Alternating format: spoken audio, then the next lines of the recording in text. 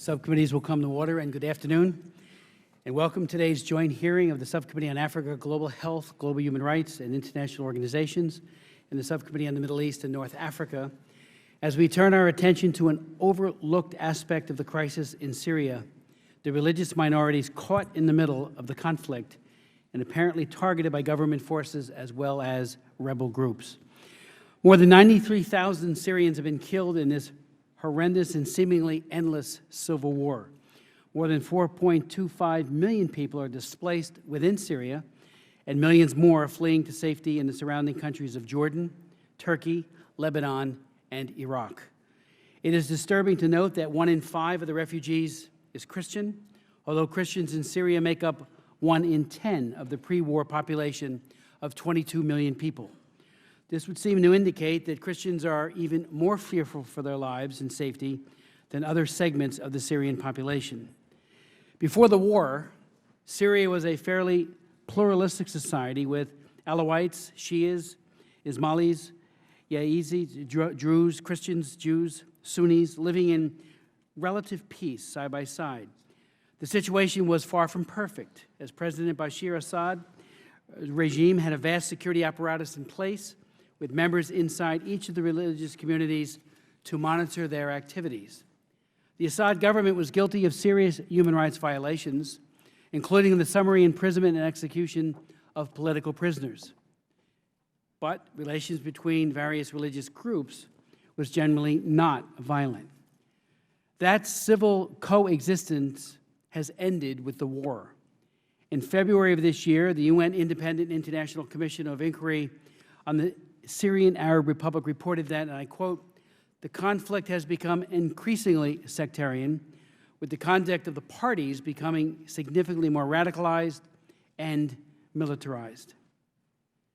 This followed on an earlier commission report stating that, quote, "Entire communities are at risk of being forced out of the country or being killed inside the country, with communities believing, and not without cause, that they face an existential threat."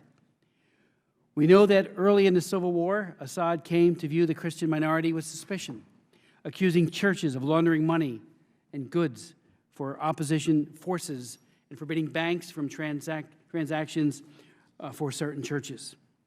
There is also evidence that the Assad regime encouraged sectarian tensions in order to maintain power, perhaps believing that if people were afraid of Islamists commandeering a nominally secular state, the people would be more likely to support Assad over the opposition. In December of 2012, Time magazine reported allegations that the Assad regime was paying individuals to pose as opposition supporters and chant slogans at protests, including "the Christians to Beirut" and "the Alawites to the grave." Our own government has voiced concern about the particular threat posed to Christians in Syria. According to the State Department's International Religious Freedom Report for 2012, quote, "The regime continued to frame opposition actions as targeting the Christian population. At the same time, it increased its own targeting of Christian and Alawi anti-regime activists in order to eliminate minority voices that might counter its narrative of Sunni-sponsored violence." Religious minorities seem to fear the opposition forces. Some prominent opposition groups, such as the Muslim Brotherhood, have a religious basis which has been seen as threatening to the Syria's Alawite and Christian minorities. Smaller opposition factions, such as the al-Qaeda-affiliated Jihadist al-Nusra Front, take explicitly sectarian positions. There are reports of incidents in which rebel forces engaged in sectarian violence, such as burning Shiite mosques. Christians are perceived by many in the opposition to be Assad loyalists, possibly due to Assad's aggressive recruitment of Christians into the regime militias at the start of the civil war. Other reports indicate that Christians attempted to remain neutral, either out of pacifism or concern about their rights under opposition forces. Christian neutrality was perceived by some opposition groups as loyalty to the regime. In December of 2012, a rebel force believed to be associated with the Muslim Brotherhood released a YouTube entitled "Warning Mainly Christian Cities in the Provinces of Hamal," and promising a tax if they continue to support the house pro-Assad forces. Christian leaders have been targeted, such as the April 2013 kidnappings of 2 Syriac Orthodox Church and bishops. Both men have still not been returned.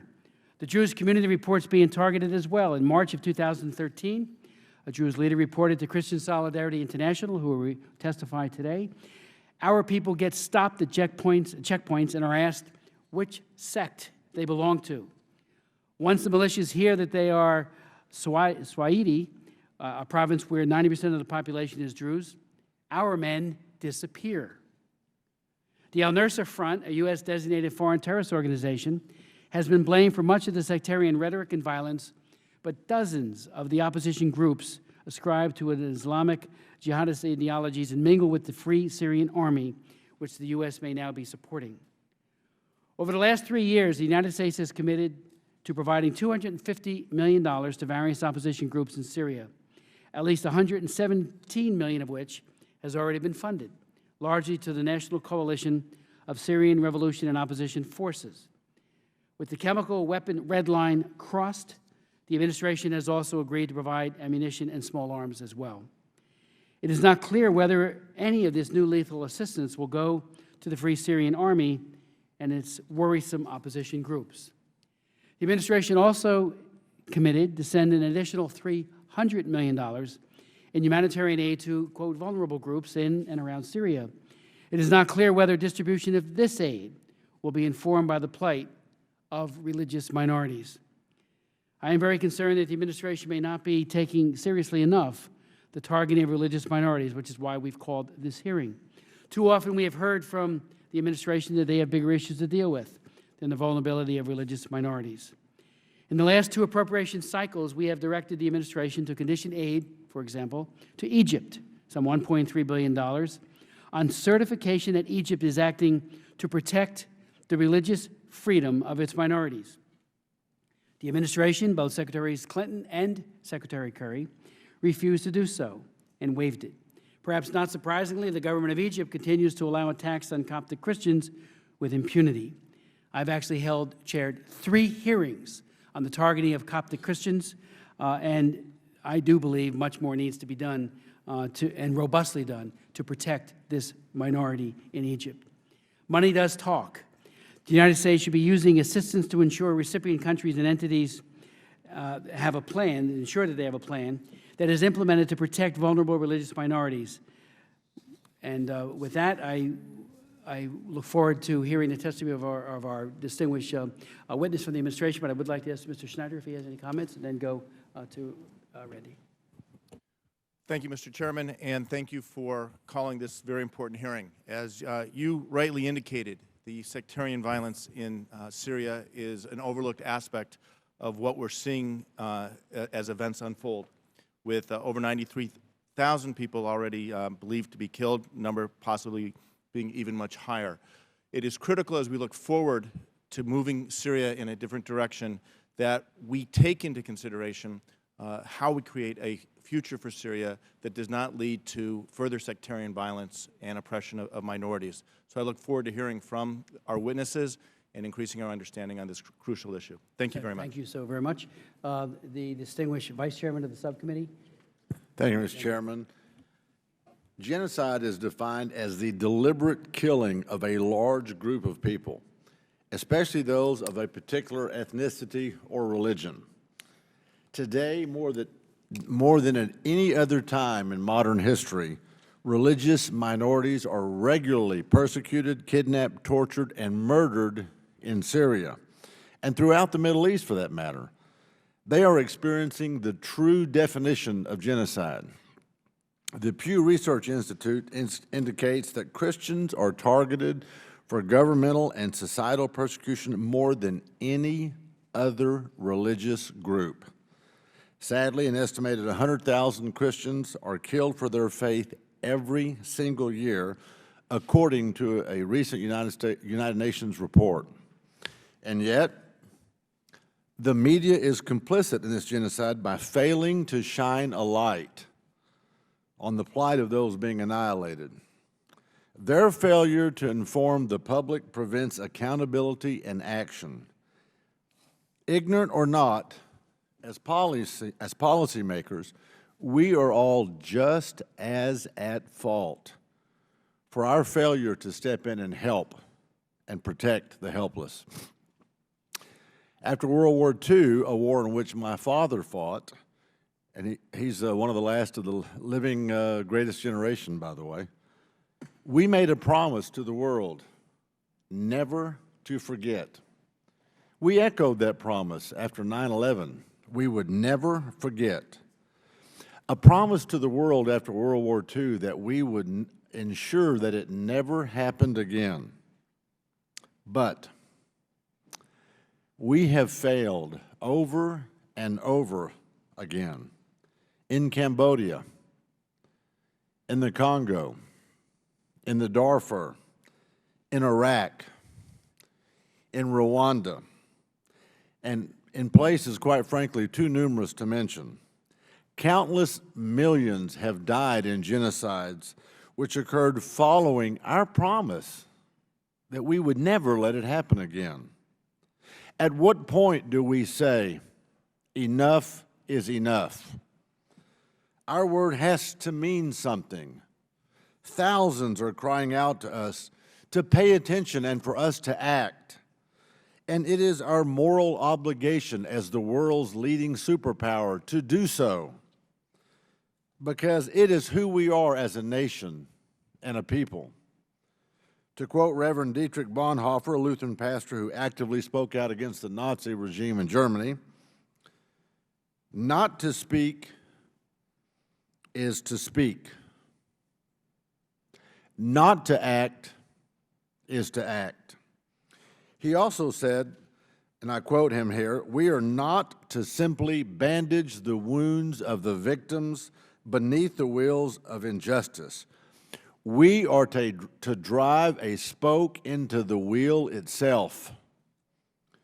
Realizing that the magnitude of the numbers can be overwhelming and awful paralyzing, perhaps we need to narrow our vision down to the one, capital O-N-E, who motivates action.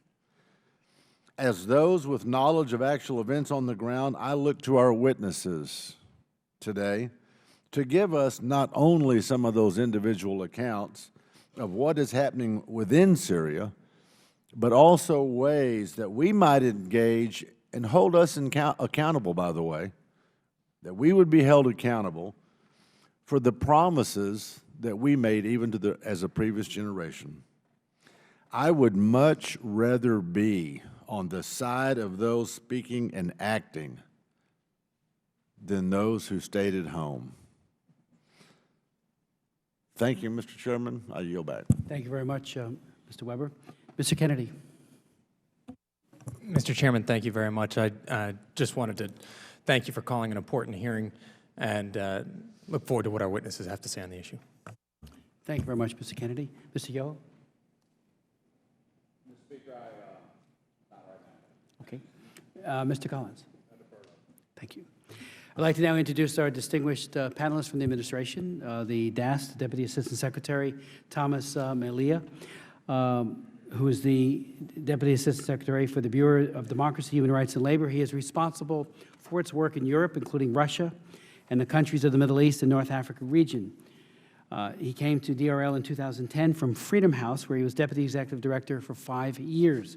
Earlier, Mr. Melia worked at the National Democratic Institute, the AFL-CIO, and on Capitol Hill. In addition, he has taught democracy and human rights courses at Georgetown University and Johns Hopkins School of Advanced International Studies, and did that for more than 10 years. Without objection, your full bio will be made a part of the record, and the floor is yours.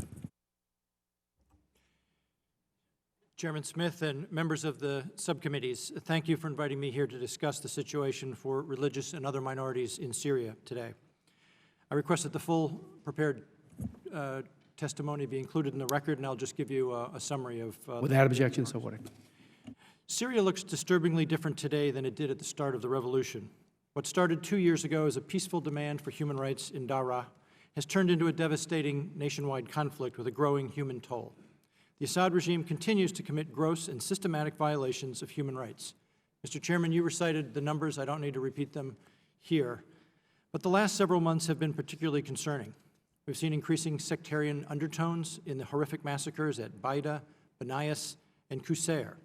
Indeed, the UN Commission of Inquiry's June 4 report underscores that crimes against humanity have become a daily reality for the people of Syria. For centuries, Syria has been a rich tapestry of religious and ethnic groups, including the Sunnis, the Alawis, Ismailis, Shia, Druze, and different Christian communities. The regime has provoked and attempted to divide Syria's population by driving a wedge between these minorities and the Sunni majority. The regime continues to target faith groups it deems a threat, including members of the country's Sunni majority and numerous religious minorities. Such targeting includes killing, detention, and harassment. Regime attacks have also destroyed religious sites, including more than 1,000 mosques and an undetermined number of other houses of worship, including churches. The attacks in Qusair marked a dangerous new precedent of direct sectarian threats by Hezbollah's forces fighting at the behest of the regime. Over 200 civilians were killed and many more wounded who now desperately need humanitarian assistance. We've also seen al-Qaeda-linked groups and other violent extremist groups engaged in gross human rights abuses. We've seen several reports of violent extremists conducting massacres of Shia civilians as well as destroying a Shia mosque. Many Christians, moreover, have reported receiving threats on their lives if they do not join the opposition efforts against the regime and have been driven from their homes and killed en masse as presumed supporters of the regime. Syrian Orthodox Archbishop Yohanna Ibrahim and Greek Orthodox Archbishop Paul Yazigi were kidnapped on April 22nd by persons unknown and remain missing to this day. The Nusra Front has claimed responsibility for bombings across the country. A 15-year-old boy was executed for blasphemy this month by extremists in Aleppo who, reports tell us, have come from outside the country to fight the regime. These extremist groups do not support the aspirations, nor do they reflect the mindset of the vast majority of the Syrian people, or even the vast majority of the active Syrian opposition.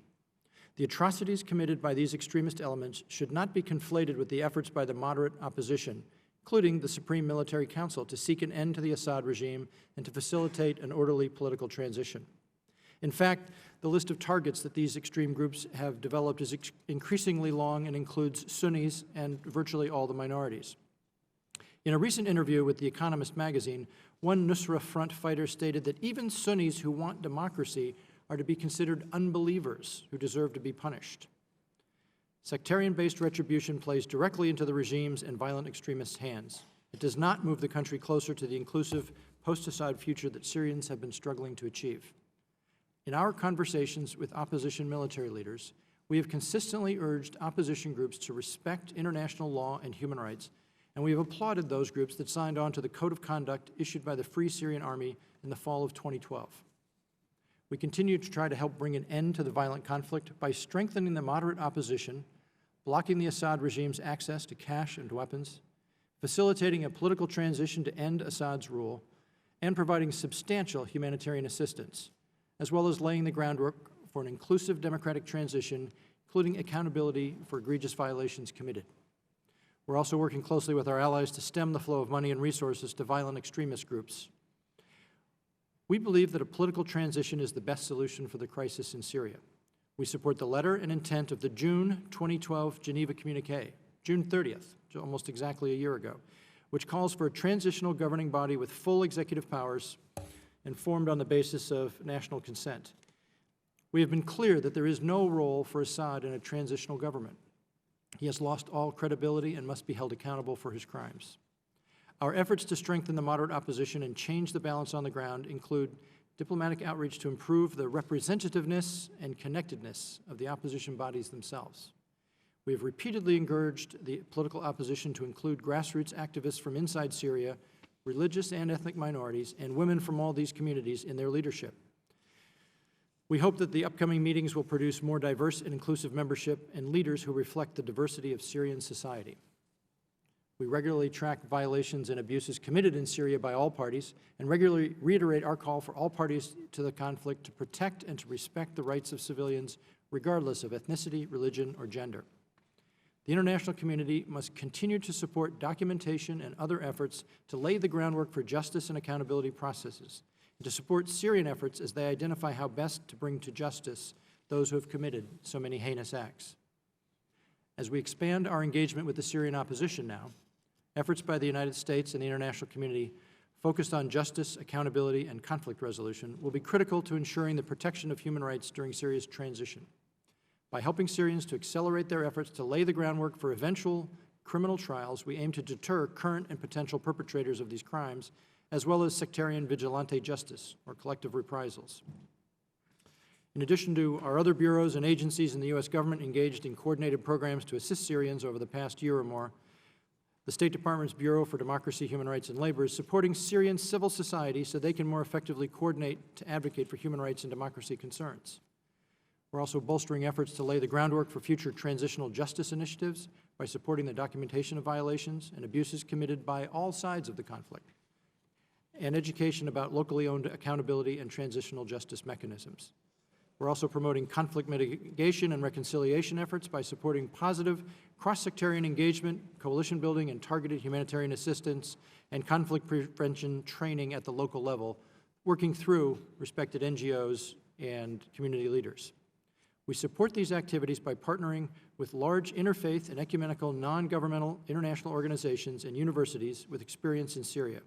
A broad range of Syrian ethnic and religious minority groups are included in these efforts. We have also honored the work of human rights activists such as Syrian Alawite activist Ms. Hanadi Zalut, who recently was selected for the 2013 Department of State Human Rights Defender Award. She has been active on human rights issues in Syria since before the revolution and was a founding member of the local coordination committees, which are an integral part of the opposition infrastructure. She is providing education and messaging on anti-sectarianism, as well as raising awareness about threats to the security of minority communities. Finally, to ensure that our assistance reaches its intended targets and does not end up in the hands of extremists, we will continue to vet recipients using the formal processes that have been established across various agencies. The United States stood with the Syrian people at the outset of this conflict, beginning with U.S. support for activists and civil society during the early protest movement. We stand with the Syrian people today with ongoing and increasing efforts to strengthen the opposition and civil society, and we will continue to stand with them going forward until the day that we can together welcome a new Syria, one where the Syrian people can enjoy a free, stable, and democratic country without Bashar al-Assad. We look forward to continuing to work with Congress toward this goal. Thank you again for this invitation to testify before your committees. I'm happy to take any questions you may have. Mr. Malia, thank you very much for your testimony and for the work of your office. I do have a few questions I'd like to pose, beginning first with, do we have any sense as to how many Christians, how many people of minority faiths have been killed, wounded, and put to flight, either as IDPs or as refugees? We don't have hard numbers on that because a lot of the people that are gathering information about deaths, displacement, refugees, et cetera, don't always sort the numbers by religious affiliation. But we know the numbers are appalling and they're growing in all communities, including in the Christian minority. In her testimony, is that something that if you can look into it even further, get back to us with some number, just so we know the order of magnitude, how many people have been killed or wounded? We can certainly explore that. I'll see what we can find out about that. That'd be for you. very important to have. Sure. Let me, in her testimony, Nina Shea points out that, and I quote her in pertinent part, the Christians are not simply caught in the middle as collateral damage. They are the targets of a more focused shadow war, one that is taking place alongside the larger conflict between the Shiite-backed Ba'ath Assad regime and the largely Sunni rebel militias. Christians are the targets of an ethno-religious cleansing by Islamist militants and courts. Do you agree with that? Well, I'm quite familiar with Ms. Shea's work over the years. I was a colleague of hers at Freedom House for a number of years, and I know she's one of the most astute students of this subject. I think she is right that the regime and other elements that have come into the country in the course of this conflict are targeting a number of the communities, including specifically Christian communities. So it's clear that the efforts to divide and conquer are affecting not only the Christians, but including the Christians, most definitely. I'll never forget back in the early 1980s, a visit that I had to El Salvador when Napoleon Bonaparte was the Duarte, I should say, was the president of El Salvador, and there was a big raging controversy in the United States about whether or not human rights conditionality should be affixed to military aid. And in a meeting with Ambassador Kaur and myself, he said, while some in this government may say no, put those human rights safeguards on all of our aid, because it helps him even with some of those people who might have been part of the right-wing death squad apparatus that he abhorred himself. My question is that we now have taken a side, a clear side with the Free Syrian Army and with other elements of the opposition. And I'm wondering if you could tell us how we can ensure that our support, both in the area of weaponry and humanitarian support and logistical support, that we can ensure that the people to whom we are providing that are not part of the problem, are not committing atrocities and human rights abuses in Syria. Well, you're pointing to one of the most difficult challenges that we've faced over these last many months, this conflict in figuring out how best to intervene in a constructive way. Because there are so many different militias and armed groups in various degrees of coordination with one another in the battle against the Assad regime. So that explains in significant part the hesitation to provide more to the opposition, to make sure that we don't provide more to the extremist elements that would work against our human rights values and against the longer-term interests of a free and stable Syria that we aspire to. In the assistance we've been providing, and this will certainly be enhanced as other kinds of assistance are provided, we will do our utmost to vet the recipients of that through the kinds of established mechanisms that we use to enforce other kinds of human rights provisions in our security and economic assistance. So we're engaged right now. It's very difficult when you don't have your established U.S. mechanisms in a country. We don't have an established order of battle in the opposition forces that we can study. The leadership doesn't control all of the armed elements on the ground.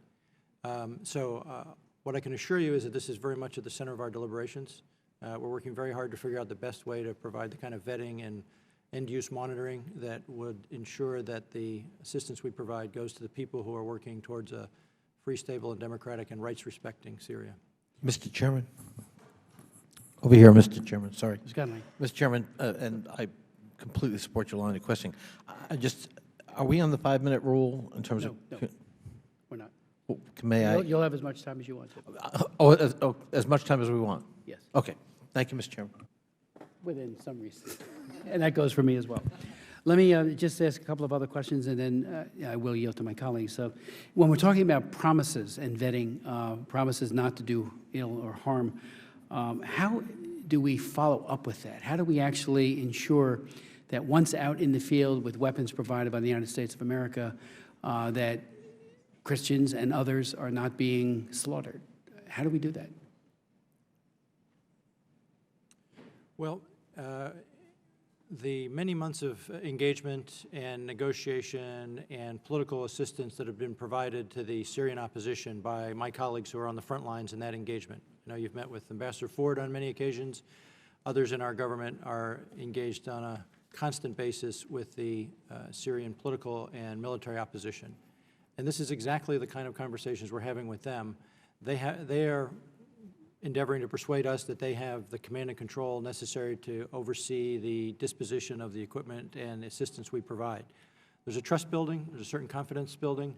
We're going to have to also rely on the reports that we get from others, not only the people directly to whom we're assisting, but also the work of NGOs and journalists and others who are gathering all kinds of information. So we will be doing our utmost to gather as much real-time information as we can from as many sources as we can about what is happening on the ground in Syria. That all feeds into the database that we use to do further vetting. I wish I could promise you that there won't be any,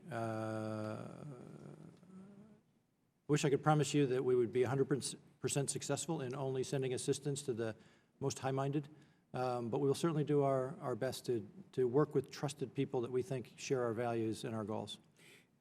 Does the Free Syrian Army understand that if they commit atrocities, if they rape and kill and execute Christians or anyone else for that matter, that U.S. funding ceases?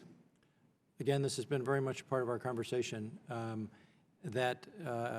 they have made statements, and we know that they have told their people in the field to adhere to the international standards of humanitarian law and the laws of war and conflict. It's not a highly organized military organization, but it's one that, as we engage with all Syrian organizations, this is very much a part of our discourse with them. They know why we're there. We are there to support a transition to a democratic, rights-respecting regime in Syria, and any of the kind of behavior you're describing moves it in the opposite direction, and we can't support that. Now, one final question. With regards to chain of command, are our military advisors and the administration have they been sufficiently assured that the chain of command, what the general says, follows through to the colonel, to the lieutenants, right on down to the private, or does that kind of structure simply not exist, making, again, any kind of discipline when it comes to human rights that much harder to adhere to? I'm going to defer to my colleagues at the Pentagon and elsewhere who are more directly in that lane of responsibility for the details on how that happens. But all I can say is that this is very much a part of our policy, and I can assure you that in our near-daily interagency meetings on this is not ever out of the discussion. I do have a final question. If you had the opposition versus the Assad military, how would the breakdown in human rights, I mean, is it 60-40, 80-20? Who are committing the lion's share of these atrocities? The regime of Bashar al-Assad is by far responsible for the most crimes against humanity, the most murders, the most dislocation of people in Syria. That's an easy one. Okay. It's a painful one, but it's easy to say. And we have been mindful, and the leadership, the responsible leadership in the Syrian opposition has been mindful of the arrival of extremists who've come in and say that they're fighting the same battle but have different agendas. And trying to separate them out is part of their job and part of our job, to make sure that the extremist elements do not benefit from our assistance. Had we done this months ago, would it have made a difference? Or is it, I mean, Secretary Kerry himself said we're late. Are we late? I'll leave it at what Secretary Kerry said. Question is, what do we do tomorrow? Okay. With regards to chain of command, I do hope you would take that back. You know, I've chaired hearings and I've been around the world many times, even looking at UN peacekeepers who have a very rigid chain of command, and yet in places like DR Congo, it was the peacekeepers who were raping 13-year-olds, which became, as you know, a horrific scandal. And here we have people that aren't even part of an organized military, so it raises very serious questions. Mr. Schneider. Thank you, and thank you for your testimony. I want to touch a little bit. We were talking about the militias and the effectiveness of vetting. Do you have a sense of how many militias are currently active in Syria? I think different parts of our government have studied this and come up with numbers that grow over time. But ballpark, is it? Scores. Scores. So, you know, more than 40, approaching 60. Scores. Of those militias, any sense of how many of them are affiliated with specific sects or religious groups versus how many are coming in from the outside or coming in with a different agenda? I don't know the answer to that. I do know that as the violence goes on, we see increasingly that different communities, geographic communities, religious, ethnic communities, are feeling increasingly obliged to organize themselves and defend their communities. And that leads to the proliferation of militias and different centers of military activity, defensive and then conflictive. Let me come back to that in a second. As far as looking at these scores of militias, how are we planning to evaluate who's moderate and who's not? That's the vetting process that I referred to, that the State Department and other agencies will go into, but I'd rather leave that for another venue to talk in more detail about that. What are examples of maybe some definitions of what makes one group moderate versus a different group?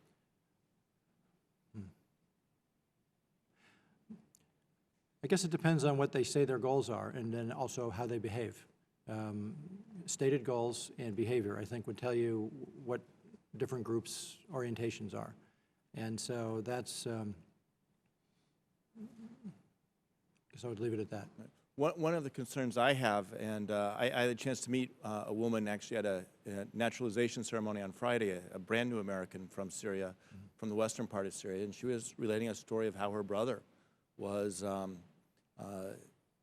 lost vision in one eye. He's now in Turkey getting medical treatment, but expressing her concern. There was someone else who was talking about the challenges. I guess there's a significant Armenian community in Syria and what they see as post-Assad, and you have different opinions on different sides of the outcome. The split, and I'll go to the percentage split within the population. What percent of people within the minority groups are fearful that if the Assad regime falls, they would be targets of retaliation? I don't have a number answer for you, Congressman, but I can say that anticipating that there would be an instinct for some kind of vengeance against minority communities has been part of our political diplomatic assistance engagement from the start to warn against, urge against any kind of vengeance and retributive violence.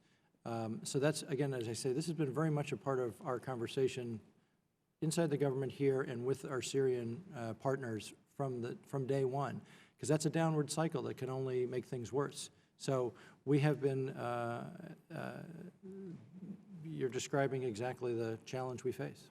So one of my fears as we look at it is, and you use the word retribution or retributive justice, I'll call, for lack of a better term, antiquated perspectives on justice. We're looking for people who have a more enlightened vision of justice that can look at the past but focus on the future.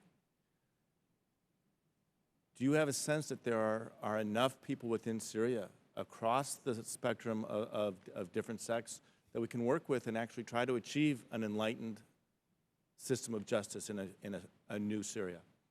We know there are people that are working towards that and would like to see a system of rights-based respect for the rule of law in Syria. Some of them, interestingly, are judges and other parts of the judicial system that have defected from the Assad regime and would like to be judges and prosecutors in a better Syria. We know that there are people who have been in opposition in human rights groups and elsewhere for a long time who also see a vision for a rights-respecting system in Syria based on international standards and norms. So we know the people are there. And those are the people that we're trying to support through our assistance efforts and our technical advisory assistance efforts.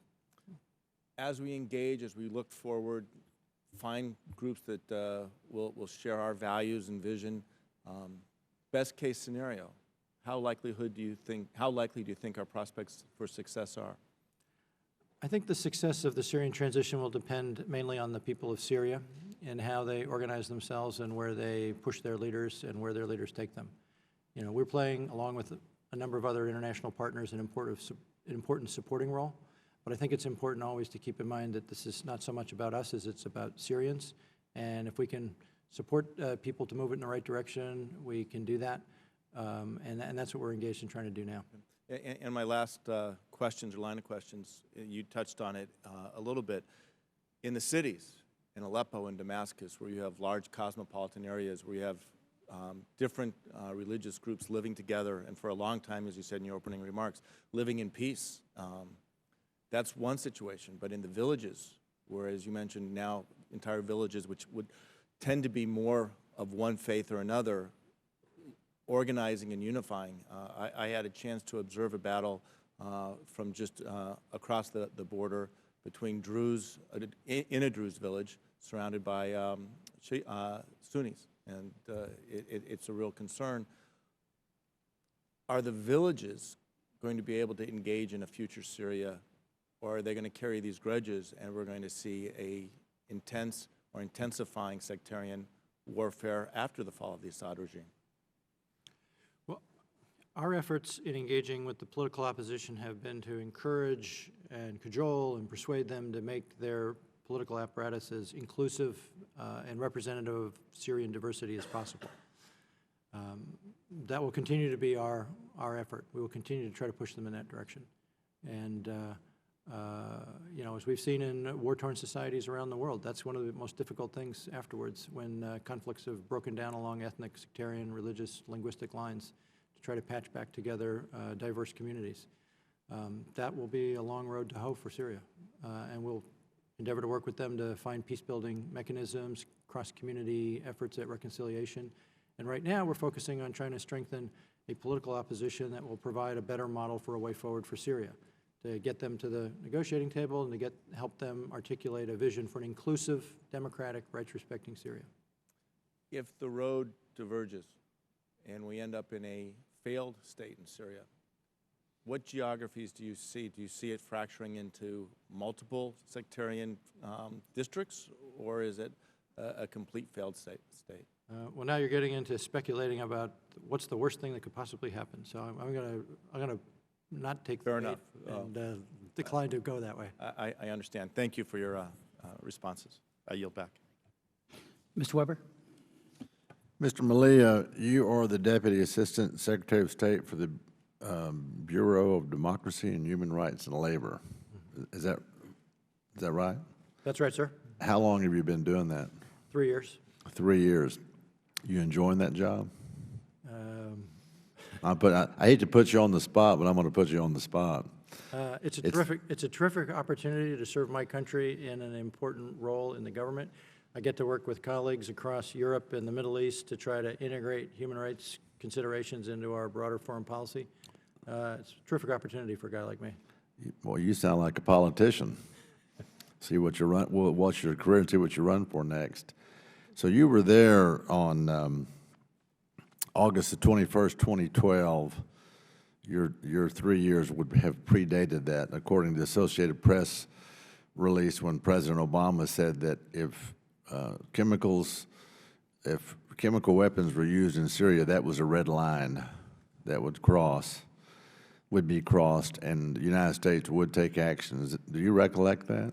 I do. Okay. We've been reminded of that a number of times since. I would imagine. According to the AP article, some 20,000 people at that point, after a year and a half of struggle, had lost their lives. Does that strike you as correct, reasonable estimate back then? Yeah, I can't challenge that. I don't remember the dates, Okay. numbers, but Well, I'll tell you what my wife tells me. I wasn't looking for a challenge, okay? Now to date, what is that number to date? What do we estimate? How many people have lost their lives? in Syria, it's the United Nations has reported it's above 93,000, and others say it's over 100,000. Would you calculate the time from August the 21st, 2012 to date for me, please? How long has that been? August 20? That's 11 months. 11 months. Close to 11 months. A little less than 11 months. You made the comment that you wish you could promise we would be 100% successful in only sending weapons to the quote, most high-minded in earlier testimony here today. How do you decide who's the most high-minded?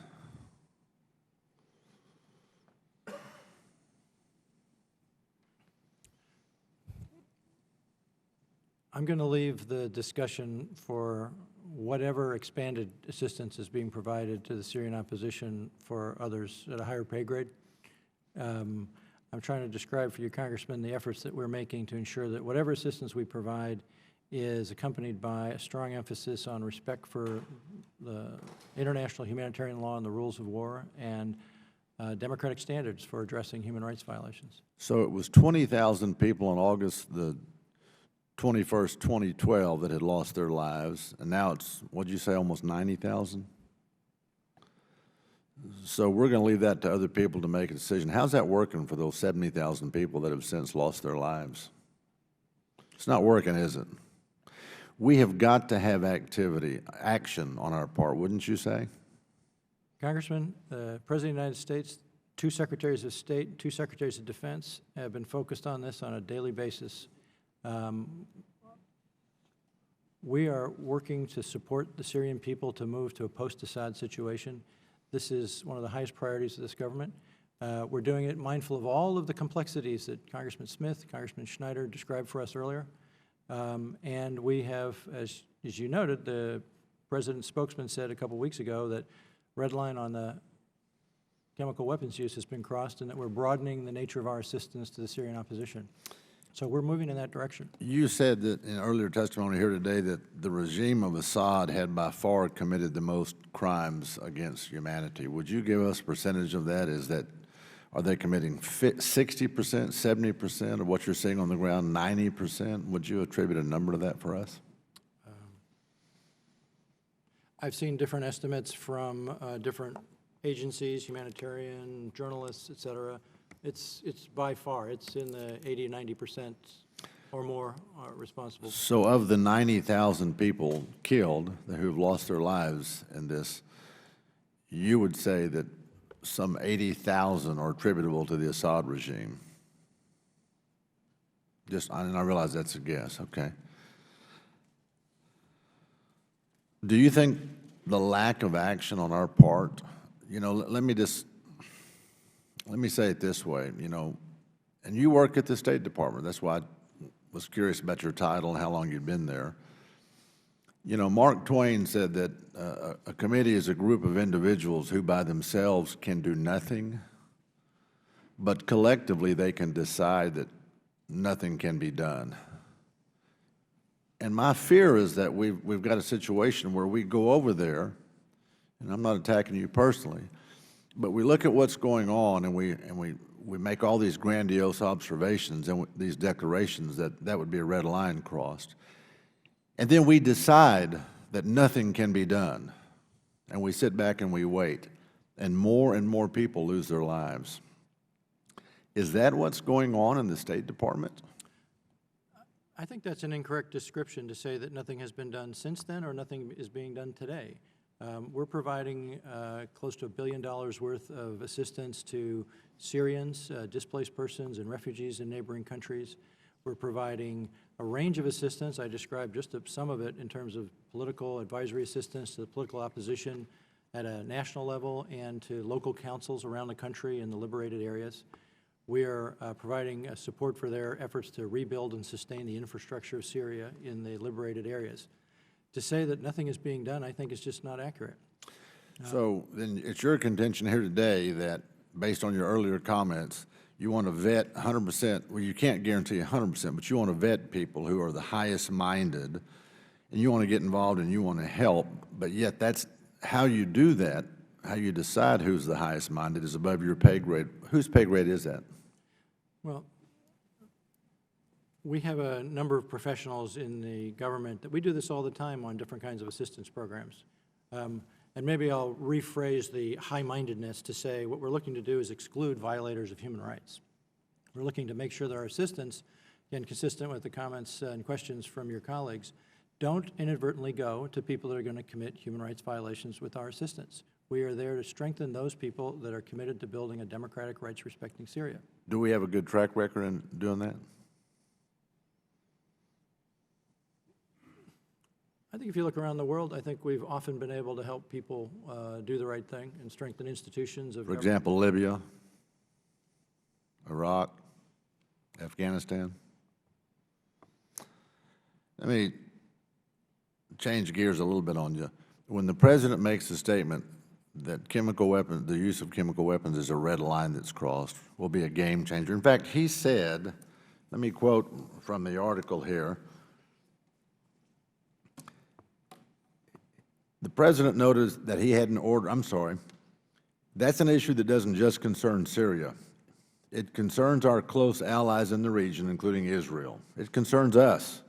Obama said, underscoring that the U.S. wouldn't accept the threat of weapons of mass destruction from Syrian President Bashar Assad's government, rebels fighting the government, or militant groups aiding either side.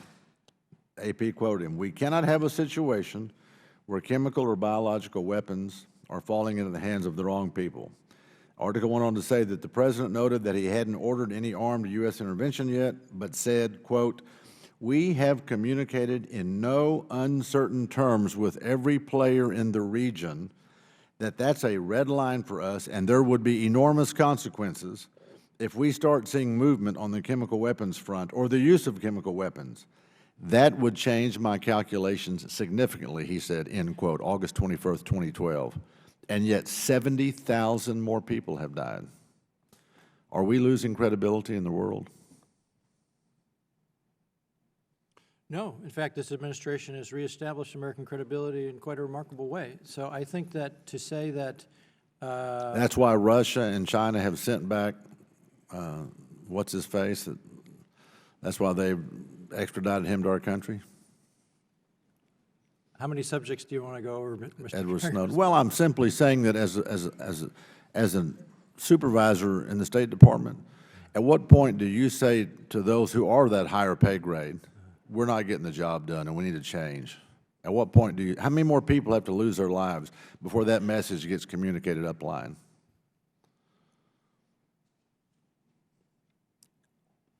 You quoted the president. The president's spokesman followed up on that in his, Ben Rhodes, in the statement he made 2 weeks ago on Thursday.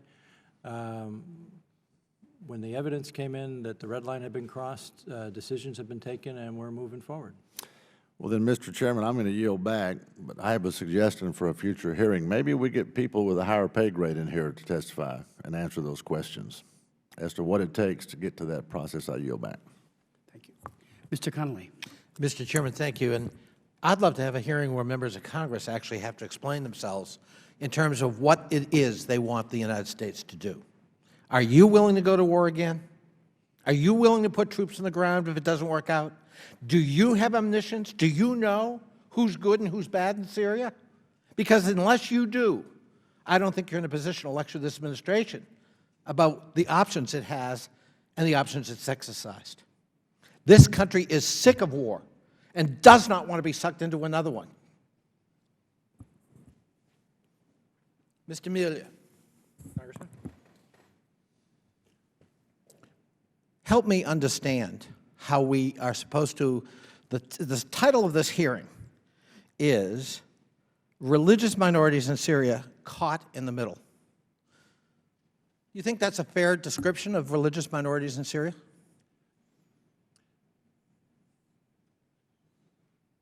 I think that's not an unreasonable description. The religious minorities, of course, are disparate, not all of like mind or like situation, but they're in a very difficult place, not least because for the last several decades they've lived in a very repressive country where the government has squelched the ability of people to interact normally between communities, within their communities. This country is emerging in fits and starts from decades of repressive totalitarian rule. That means that it's hard for people to build trust and confidence across communities. It's hard for them to think about how to build a better future. But it's beginning to happen now. There are Syrians that are coming out and building these bridges, and we're trying to support that. A little bit of history. When Hafez Assad came to power, he championed the cause and was himself a member of a particular sect, not fully accepted as even Islamic by some, the Alawite sect. Is that correct? That's right. And in championing their cause, did he also champion the cause of other minorities in Syria at the time, or purport to?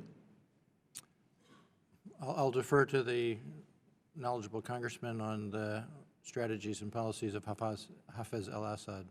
But you're looking at human rights. You knew what the title of this hearing was, so I'm trying to explore with you a little bit of history to put things in context. Right. If you were a Christian Syrian and an Alawite, a minority Alawite government comes to power initially, you feel better or worse about the protection of your rights as a minority within Syria at the time? One might think that minorities would be better treated if the government was led by a person from a minority community. Could there be rational reason to be concerned, if you were a minority at that time, about, in a sense, the tyranny of the majority? Absolutely. Are there historical reasons, not only in Syria but in the region, to find that concern not entirely irrational? Absolutely. It's a common dilemma across the region and indeed worldwide that minorities feel sometimes at the mercy of majority communities that they may be alienated from, yes. So I like the title of this hearing, Mr. Chairman, because I think it actually accurately captures the ambiguity, the mixed feelings one might have if one were a member of a religious minority in terms of the current situation in Syria. If we had an insurgency that explicitly embraced, and within reason it could be confirmed, diversity, protection of minority rights, and the composition of which was itself very diverse, and explicitly reassuring the minorities in Syria their rights would be better protected than they had been in the current brutal regime, I assume, Mr. Miller, that would make your job a little easier. Well, it would, and that's been our quest, is to encourage the opposition, the civilian opposition to Assad, to work in precisely that direction, to articulate, and they have in some significant ways, a vision that is inclusive of diversity, of religious and ethnic diversity in Syria. The challenge is going to be to help them make that real. You know, we've encouraged them to include in the leadership of the Syrian opposition a diverse set of individuals representing the many different communities, including women. They haven't always taken our advice, but it remains part of our encouragement to them. So we're trying to encourage them to work in precisely the direction you described, Congressman.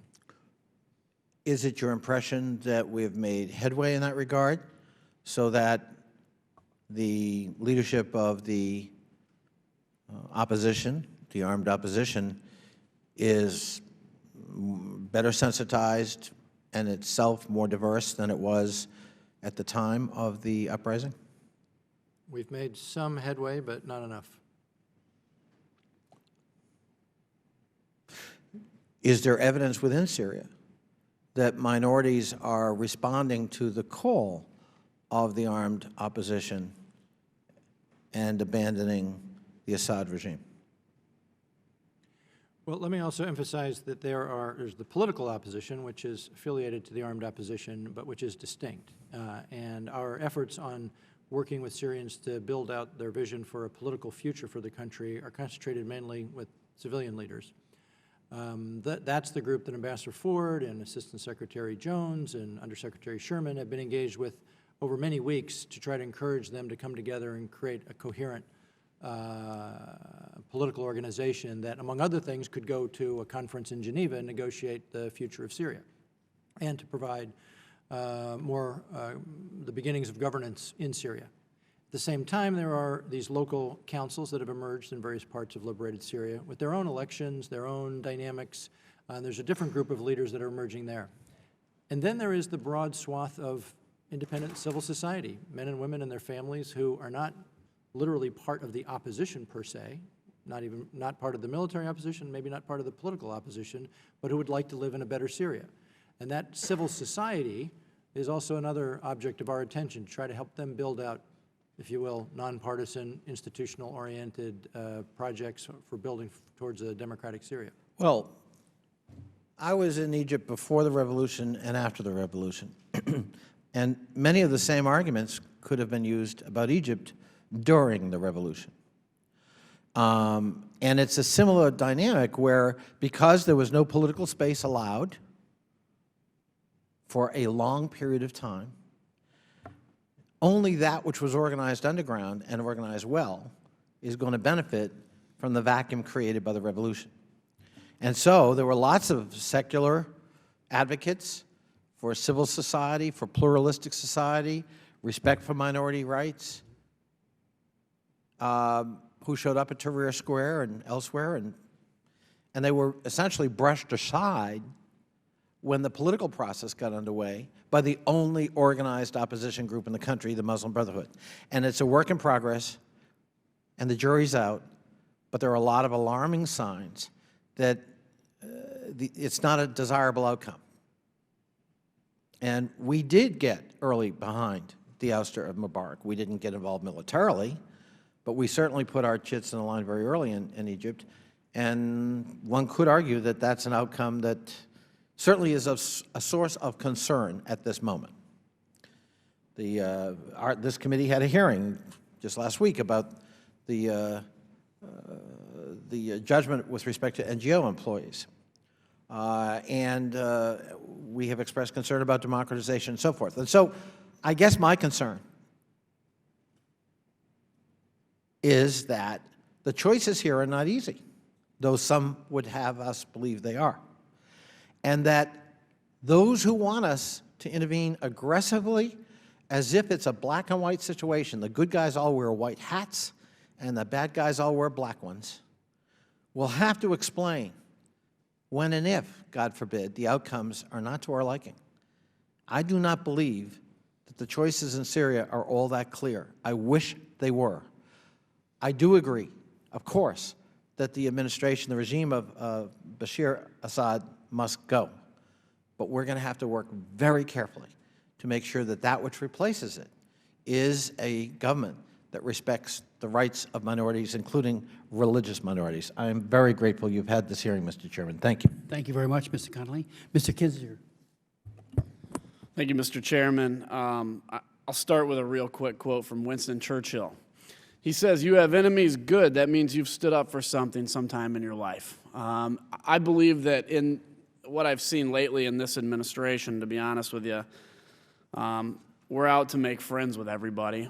I think it was mentioned earlier what's going on with the man who stole, the 29-year-old who basically decided he was going to take it upon himself to determine U.S. foreign policy, and is now being held by, I guess, the Russians. And there's this kind of carnival going on, and some people call him a hero. I tend to think he's a traitor, but that said, we don't really know, I think, where the administration stands on a lot of issues. The administration came in, they said they wanted a great reset with Russia. Unfortunately, I don't think Russia got that information. We disarmed our ability to defend ourselves against attacks to the chagrin of our allies, and the Russians responded by increasing their nuclear arsenal.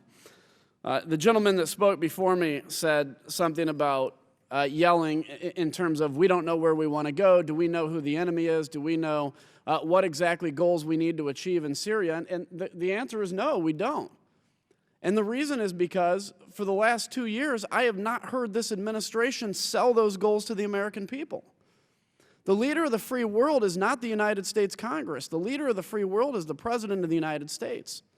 Everywhere from 2009, where there was an uprising in Iran, utter silence, crickets on the side of the administration, to this situation in Syria where we saw Bashar al-Assad initially being challenged by people that wanted freedom from a dictatorship, and we got crickets from this administration. And now we've created ourselves, we put ourselves in a situation where the opposition does have al-Qaeda influence, and the opposition does have extremist influence.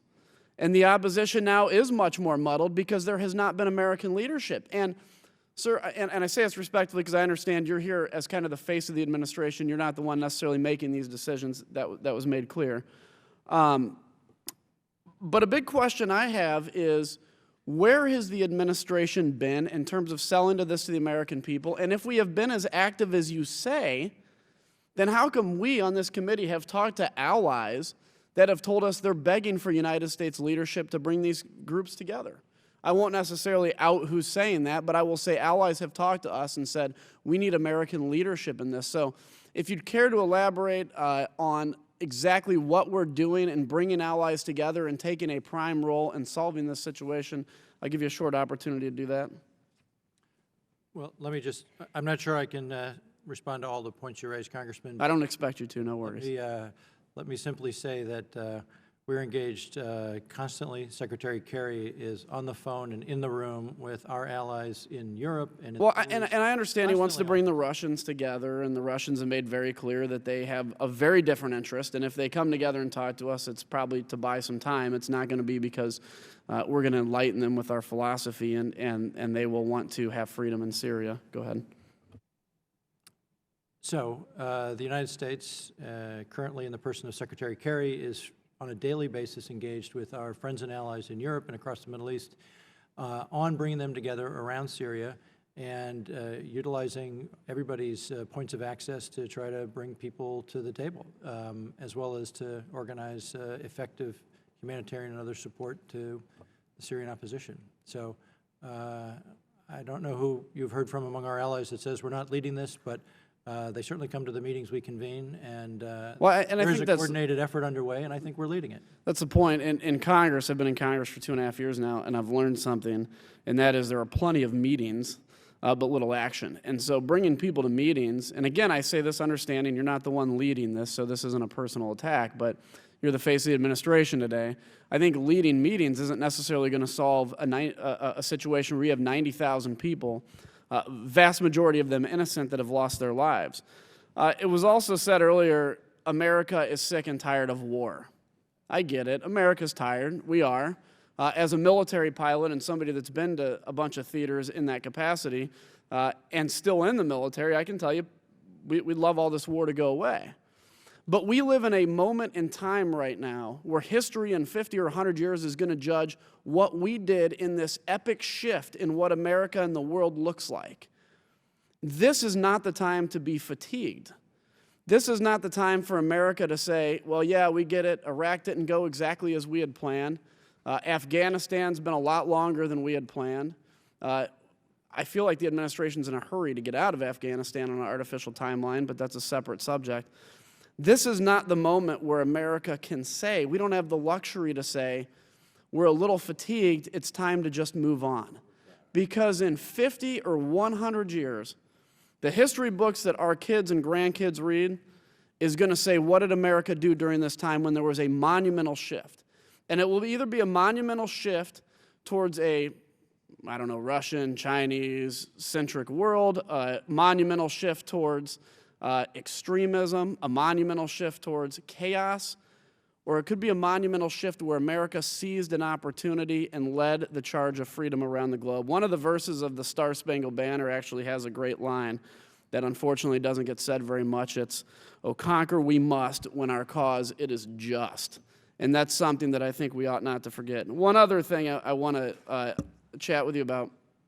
You mentioned that this administration has reestablished credibility around the globe. Reestablished credibility around the globe. I'd like to I'll give you an opportunity to elaborate on that, sir.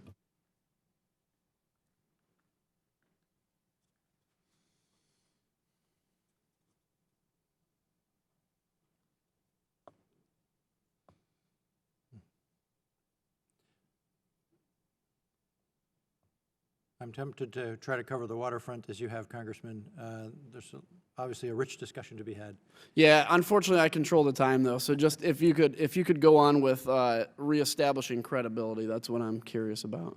Well, I'll just give you one example, which is that this administration made the decision to become much more active in the international arenas of the United Nations, the UN Human Rights Council, the OSCE, where we have come to play a leadership role galvanizing these international mechanisms to articulate and enhance the norms that reflect our values: freedom of expression, freedom of association, freedom of religion. And there's a number of ways in which we have led the international community in these venues to step up and agree with our propositions that these fundamental international human rights are the international system's standards. So that happens through patient diplomacy, engaging with a wide range of countries, and we have the credibility to do that. We lead these discussions, and we often get them to a good result. Not 100% of the time, but often when we engage, we succeed. Unfortunately, though, sometimes if you don't back that with strength and, saying, as was mentioned earlier by Mr. Weber, talking about a red line, I've said before, if you're in a crowded theater, and the only way to empty that crowded theater is if you yell the word red line, don't do it, because it has a very powerful meaning if you're president of the United States. Sir, with that, I'll yield back. I want to say I do respect your work for your country, and I appreciate you being here. Thank you. Thank you very much, Mr. Kissinger. Just a few follow questions, and if Mr. Connolly or any other member of the panel has any additional questions, I hope they'll fire away. Let me just ask you, if I could, Dr. Jasser will testify later today that the Assyrian International News Agency recently reported that armed rebels affiliated with the Free Syrian Army raided the Christian-populated El Duva village and massacred all of its civilian residents, including women and children. Are you aware of this report? Was it investigated by the State Department? And did it show the Free Syrian Army responsible? And how are those battalions, how are those troops being held to account? I confess that I don't know the details on that specific incident. I'd be glad to take the question if that's all right and come back to you I appreciate that. in writing You get or back to another us as briefing. soon as you can. Okay. Dr. Eibner, who will also testify, has just returned from Syria, and he says the very existence of religious minorities in the Middle East are under threat. What is happening to Christians is genocide. And matter of fact, earlier they had put out a genocide alert. And I'm wondering if you agree that this is a genocide.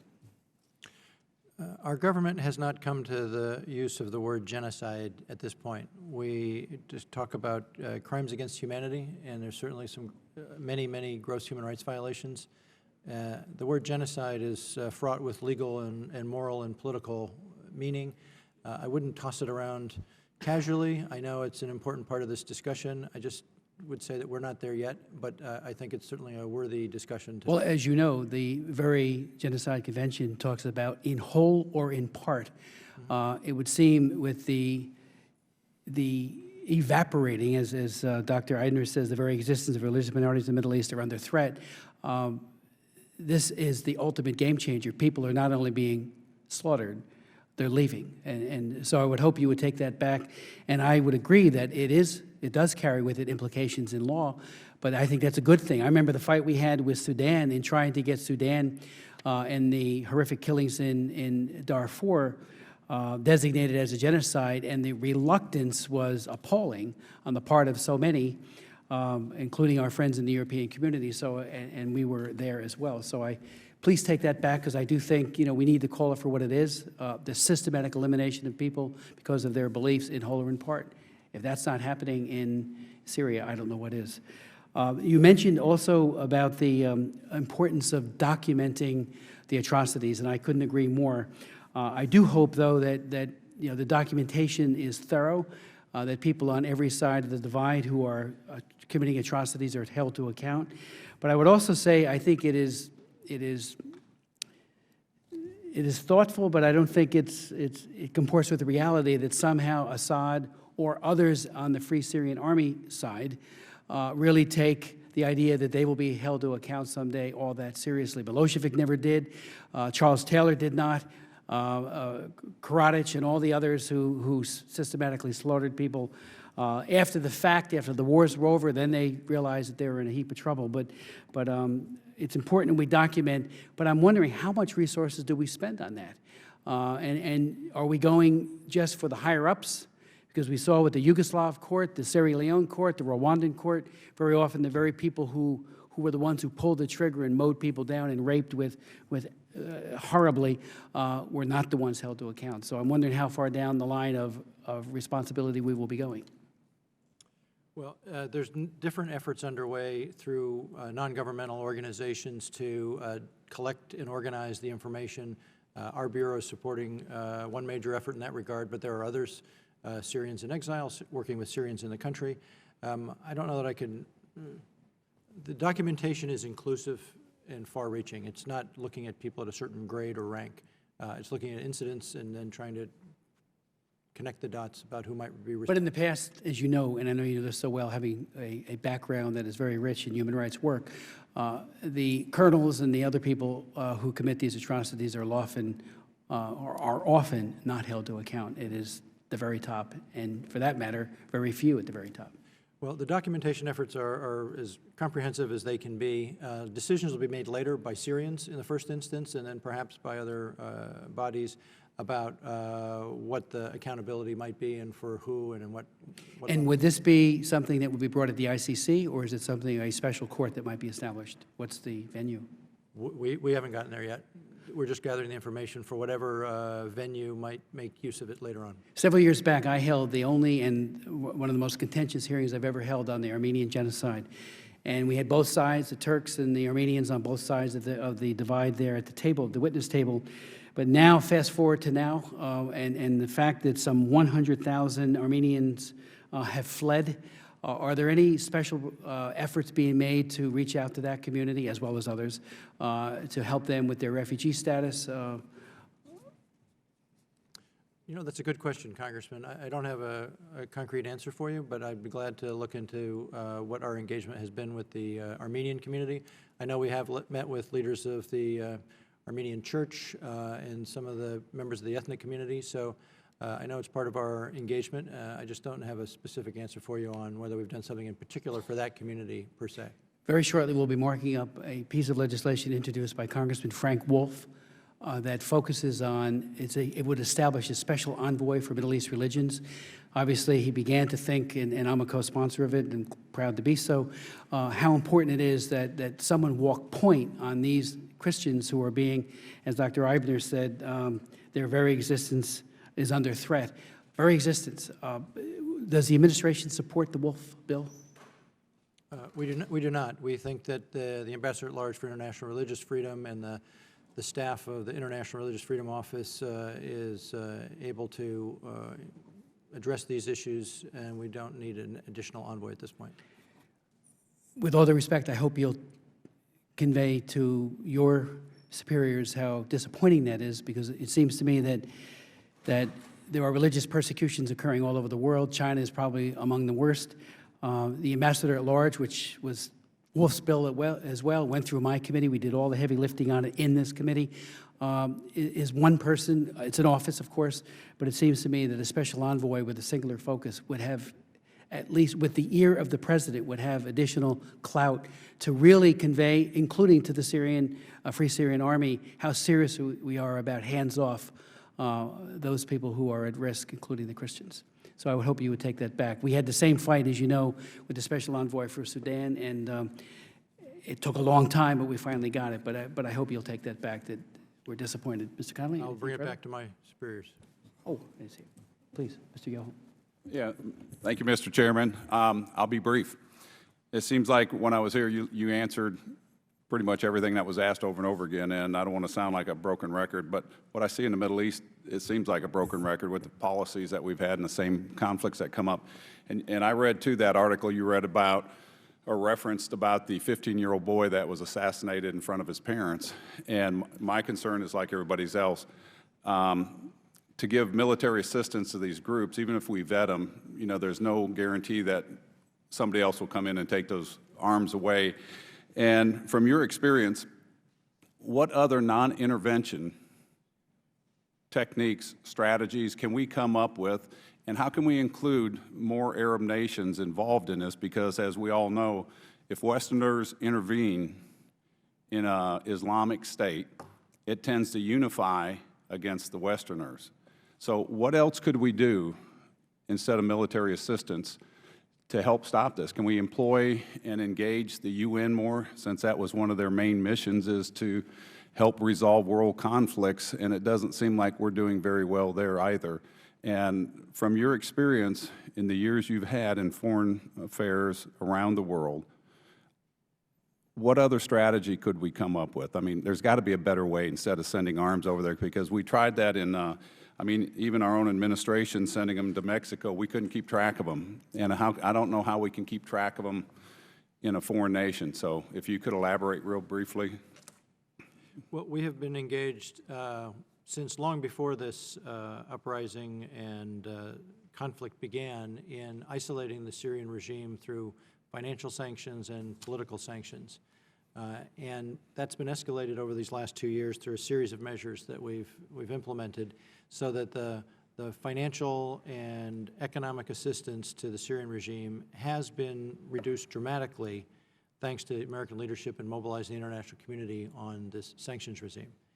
The conference that Secretary Kerry has proposed, along with Foreign Minister Lavrov, to bring together the different sides in Syria is to be convened, in fact, by the United Nations. I mean, Secretary General Ban Ki-moon, who would convene that conference. So although the initiative has come from the U.S. and Russian foreign ministers, it is intended, is envisioned to be managed by the United Nations. So we have been mobilizing the international community in a variety of ways to provide, to try to cut off the assistance to the regime and also to facilitate a discussion. As you well know, the Russian and Chinese governments have not cooperated in our efforts to bring greater Security Council weight to these decisions on Syria, and we know that several countries are continuing to supply weapons to the government, and that's That's feeding the problem. That's fueling the problem. It is, and I agree, and that's the broken record I see over and over again. What other Arabian or Arab countries are we bringing to the table that have a vested interest? I know Jordan's right there, and we got Turkey to the north. I mean, how else can we engage them and make a stronger presence to where the influence is coming from them to say, let's calm this down, let's develop our economies and not worry about this other stuff, and help that situation in that form instead of here's your guns, here's your military aid, and it just doesn't seem like that works. Who else is coming to the table?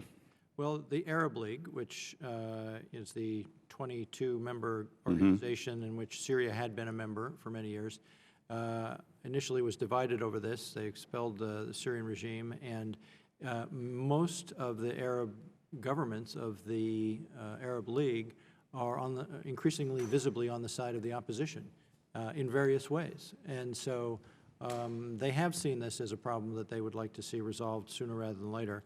And they're very much a part of this multilateral engagement. That Secretary Kerry he was in Saudi Arabia today. He was in Bahrain recently. I mean, he is constantly engaging with our Arab friends on this question as well as with the Europeans. All right, Mr. Chairman, I'm going to yield back. Thank you, sir. Mr. Connolly. Thank you, Mr. Chairman. Just a few brief items. One, I think you made a statement you've been asked about twice about the restoration of U.S. prestige and engagement around the world. One presumes by your saying that there was something to be restored. There was prestige to be restored. Was that your point?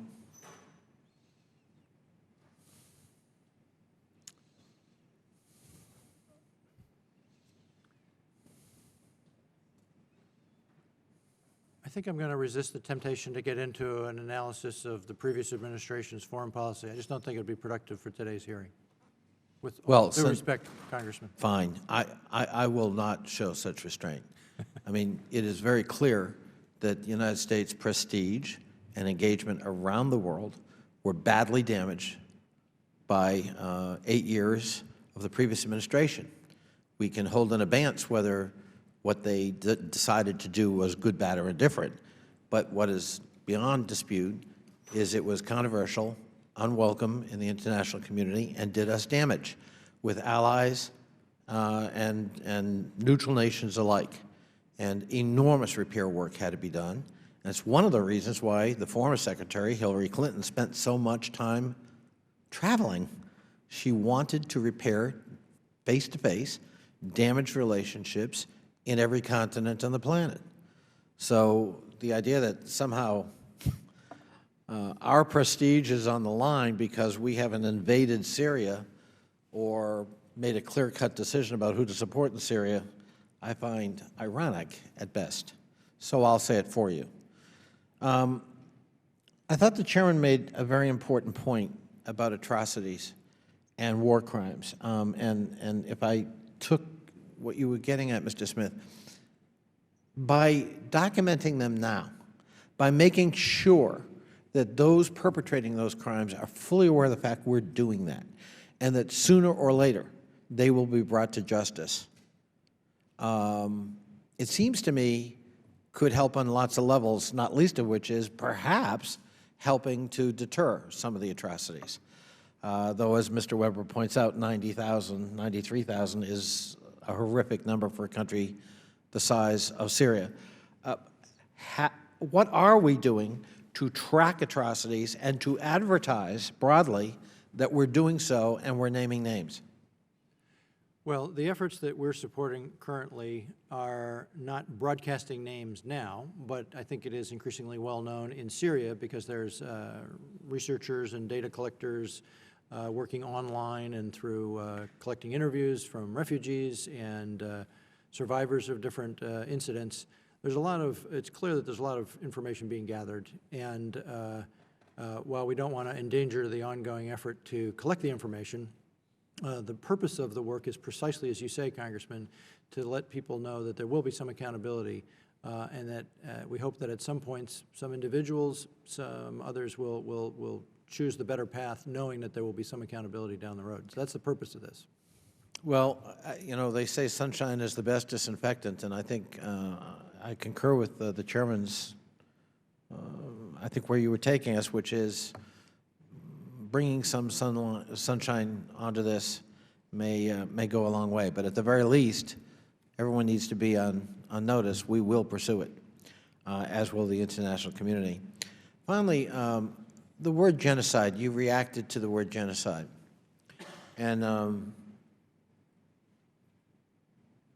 would you say, given your responsibilities, that it would be a fair characterization to say that religious minorities, including especially the Christian community, but not limited to the Christian community, in the Middle East and certainly in Syria, have reason to be concerned? Absolutely. I think it's very clear that religious tensions and violence have risen across the region. I think that's indisputable. Very, very clear reasons to be concerned. Would it be fair to say that policies, explicit or implicit, that have been adopted in the region, especially in the post-Arab Spring governments, are encouraging religious minorities, especially Christians, to perhaps find a different home, to go somewhere else, to not be integrated into this new community, this new political community? Is that a fair statement? You're describing the ongoing political, social challenges of these countries in which new political actors, new governments are changing some of the dynamics, some of the protections that may have previously existed for minority communities. You're describing the challenges we face in the region, but more importantly, that the people of the region face. And so this is an important issue and worthy of greater discussion and examination.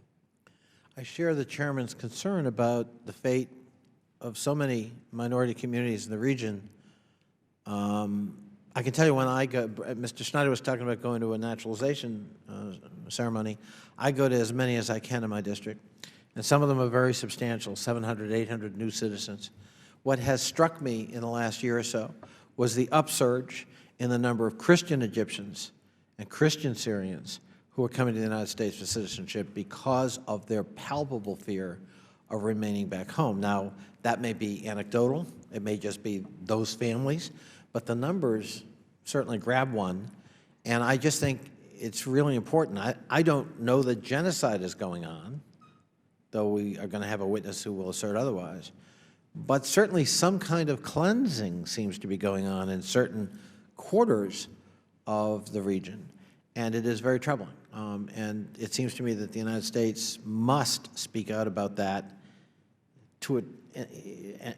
and without doing something ham-handed, try to offer its protection to those minority communities. A delicate job, but it seems to me that is something incumbent upon us as we move forward. A value you would share, Mr. Miller? I agree with you, Congressman. Finally, Mr. Chairman, I just want to thank Mr. Miller for being here. He and I go way back. We worked on the Hill together in the United States Senate. He worked as a foreign policy he was the foreign policy legislative assistant to the late Senator Daniel Patrick Moynihan. I was on the Senate Foreign Relations Committee staff, and Tom did a great job then and is doing a great job for his country now. Thank you, Mr. Miller, for being here. Thank you, Congressman. Mr. Weber. Thank you. Thank you very much, Mr. Milliet. And I do, there are a number of questions that you did say you would get back on, and I hope you'll do it very quickly. We'll come back to you, Congressman, as soon as we can. Thank you. Thanks. I'd like to now welcome our second panelist, and I thank you for testifying today. Beginning with Dr. Zuhdi Jasser, who is a member of the U.S. Commission on International Religious Freedom. He is also founder and president of the American Islamic Forum for Democracy, and is the author of A Battle for the Soul of Islam, an American Muslim patriot's fight to save his faith. Dr. Jasser is the first-generation American Muslim whose parents fled the oppressive Ba'ath regime in Syria. He earned, I should say, his medical degree on a U.S. Navy scholarship and served 11 years in the United States Navy. Dr. Jasser has testified before the House and Senate and briefed members of the House and Senate on many occasions in the past. We'll then hear from Nina Shea, who is currently Senior Fellow at the Hudson Institute, where she directs the Center for Religious Freedom. She has been an international human rights lawyer for 30 years. During that time, has worked at Freedom House and served as a member of the U.S. Commission on International Religious Freedom. Ms. Shea has also been appointed as a U.S. delegate to the United Nations, main body of human rights, by both Republican and Democratic administrations. She regularly presents testimony before Congress, travels extensively, and writes on religious freedom issues in many well-known news outlets.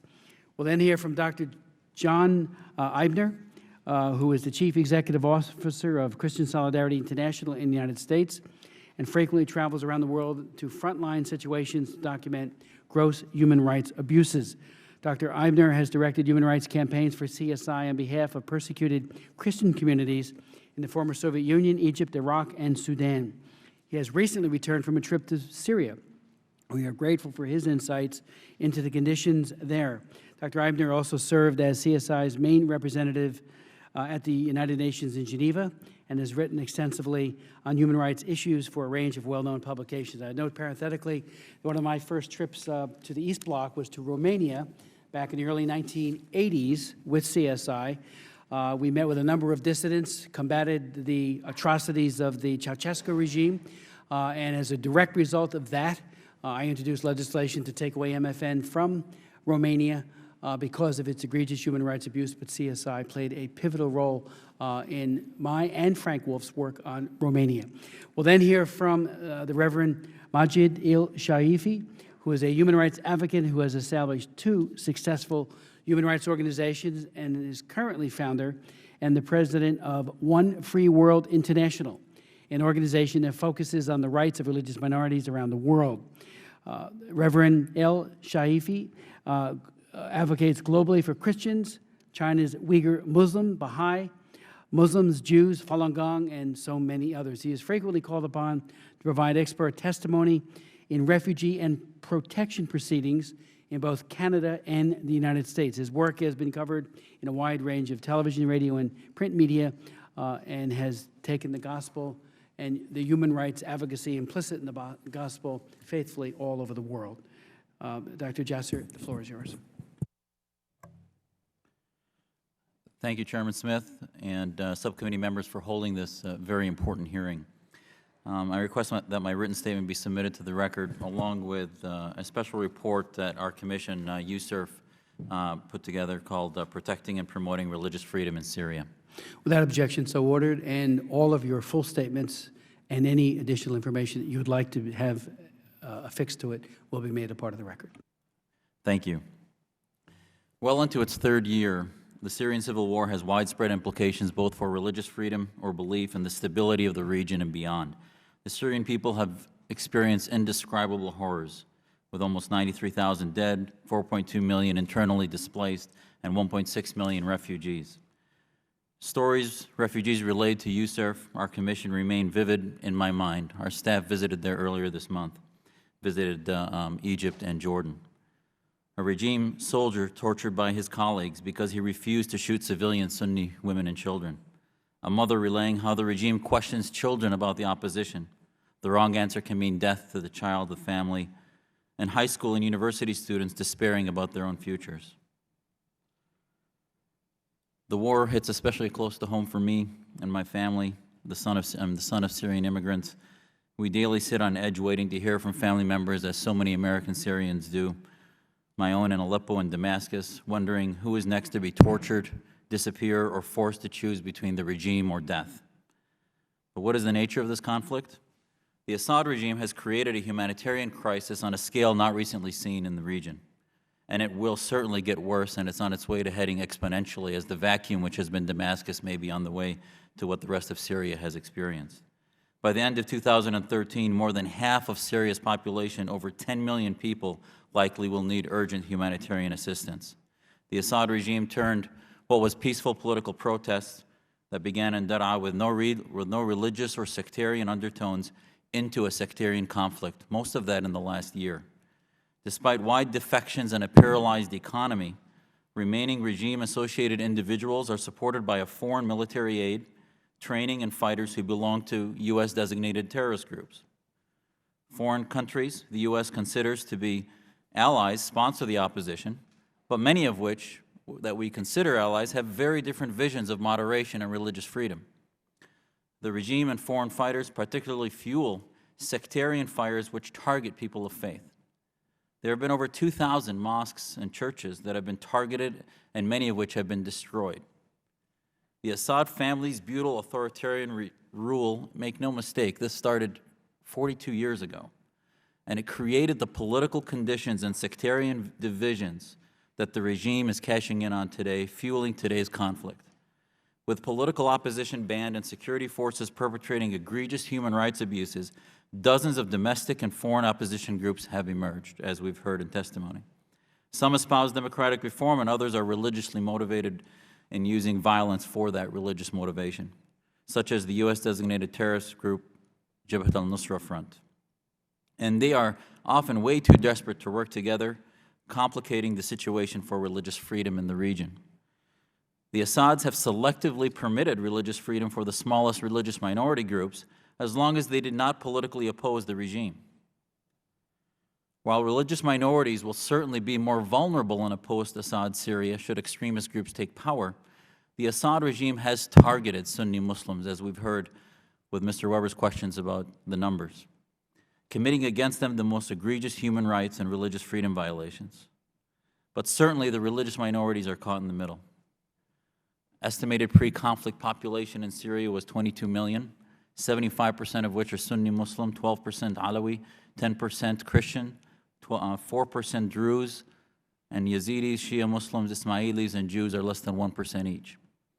The religious minorities increasingly are being forced to take sides in this vacuum. The Assad regime used sectarian rhetoric to discourage Christians and other religious minorities from supporting the opposition, whom the regime refers to all along with all Sunni Muslims as extremists and terrorists, who will turn Syria into an Islamic state inhospitable to religious minorities. And in fact, the Assad regime has fomented an environment in which the radicalization of not only bringing in al-Qaeda and Jabhat al-Nusra, but it has caused the radicalization of many of those who started off peacefully. The regime frightens Christians by predicting a fate like the Egyptian Coptic Christians and Iraqi Christians should the opposition succeed, and thus frightening them into taking sides. Al-Qaeda-affiliated foreign terrorists and wide deployment of Shabiha, which are the regime terror squads, makes credible this argument. The Alawite community from which the Assad's Ba'athist party arises, however, is not monolithic, with some elites abandoning the regime for the opposition and denouncing the violence perpetrated against civilians. And if we accept the regime narrative that this is a sectarian battle, which it has turned into, then we buy into their rhetoric. Foreign Assad supporters also are entering Syria and stoking sectarianism, including Hezbollah, Iran's Islamic Revolutionary Guards, and Shiite fighters from Iraq. Alarmingly, Syria's sectarian conflict now appears to be spreading beyond its borders, including into Lebanon and Iraq, seeing levels of sectarian violence in these surrounding countries that we hadn't seen before. Despite being in the middle, religious minorities are not fleeing Syria in the numbers anticipated. Most of the 1.6 million refugees are Sunni Muslims. At the end of April, UNHCR reported that less than 1% of each minority community has registered and had been registered in Egypt and Iraq, Jordan, or Lebanon. While about 300,000 Christians reportedly are internally displaced, data for others, though, are difficult to find and unavailable. Christians and Alawites, who constitute less than 1% of registered refugees, largely are moving back to their homes or regime-held areas that they are beginning to feel now are safer from regime bombing. I'll highlight lastly a few of our recommendations. The U.S. should assist the Syrian opposition coalition in any future post-Assad government to protect likely targets of sectarian or religious-motivated violence, including religious minorities. Next, to offset the influence of extremist groups who establish Sharia courts in liberated areas, the U.S. government should provide technical training and support to local councils, courts, lawyers, and judges on domestic laws and our international standards relating to human rights and religious freedom. As nations like Saudi Arabia and Qatar vie for influence, the U.S. government should form a coalition with partners within the Friends of Syria in support of efforts to promote intra- and inter-religious tolerance and respect for religious freedom and related rights.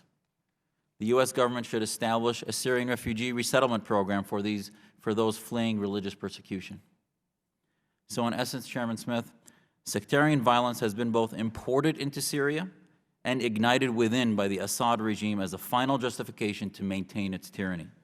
We must seek these and other remedies now and post-Assad to address the plight of religious minorities and all free people in Syria for whom the United States may well be their last best hope. Thank you. Thank you very much, Dr. Jasser. Ms. Shea. Thank you, Chairman Smith. Thank you, Chairman Smith. I commend you and the two subcommittees for holding this critically important hearing. The persecution of religious minorities concerns America's core values, but it is one the United States has failed to address in Iraq, to the devastation of the Christian, Mandaean, and Yazidi communities there. And the U.S. must not fail to recognize a similar threat that has already developed in Syria. I will focus today in my testimony on Syria's Christians and the threat that they face to their continued existence in their ancient homeland. This threat applies equally to Syria's other defenseless and even small minorities, for example, the Yazidis. And I'd like to enter into the record a statement of the Yazidi Human Rights Organization as well as the assessment statement of the Syrian National Council. Though no religious community has been spared egregious suffering, Syria's ancient Christian minority has cause to believe that it confronts an existential threat. This was said by the UN Human Rights Council's Commission of Inquiry on Syria.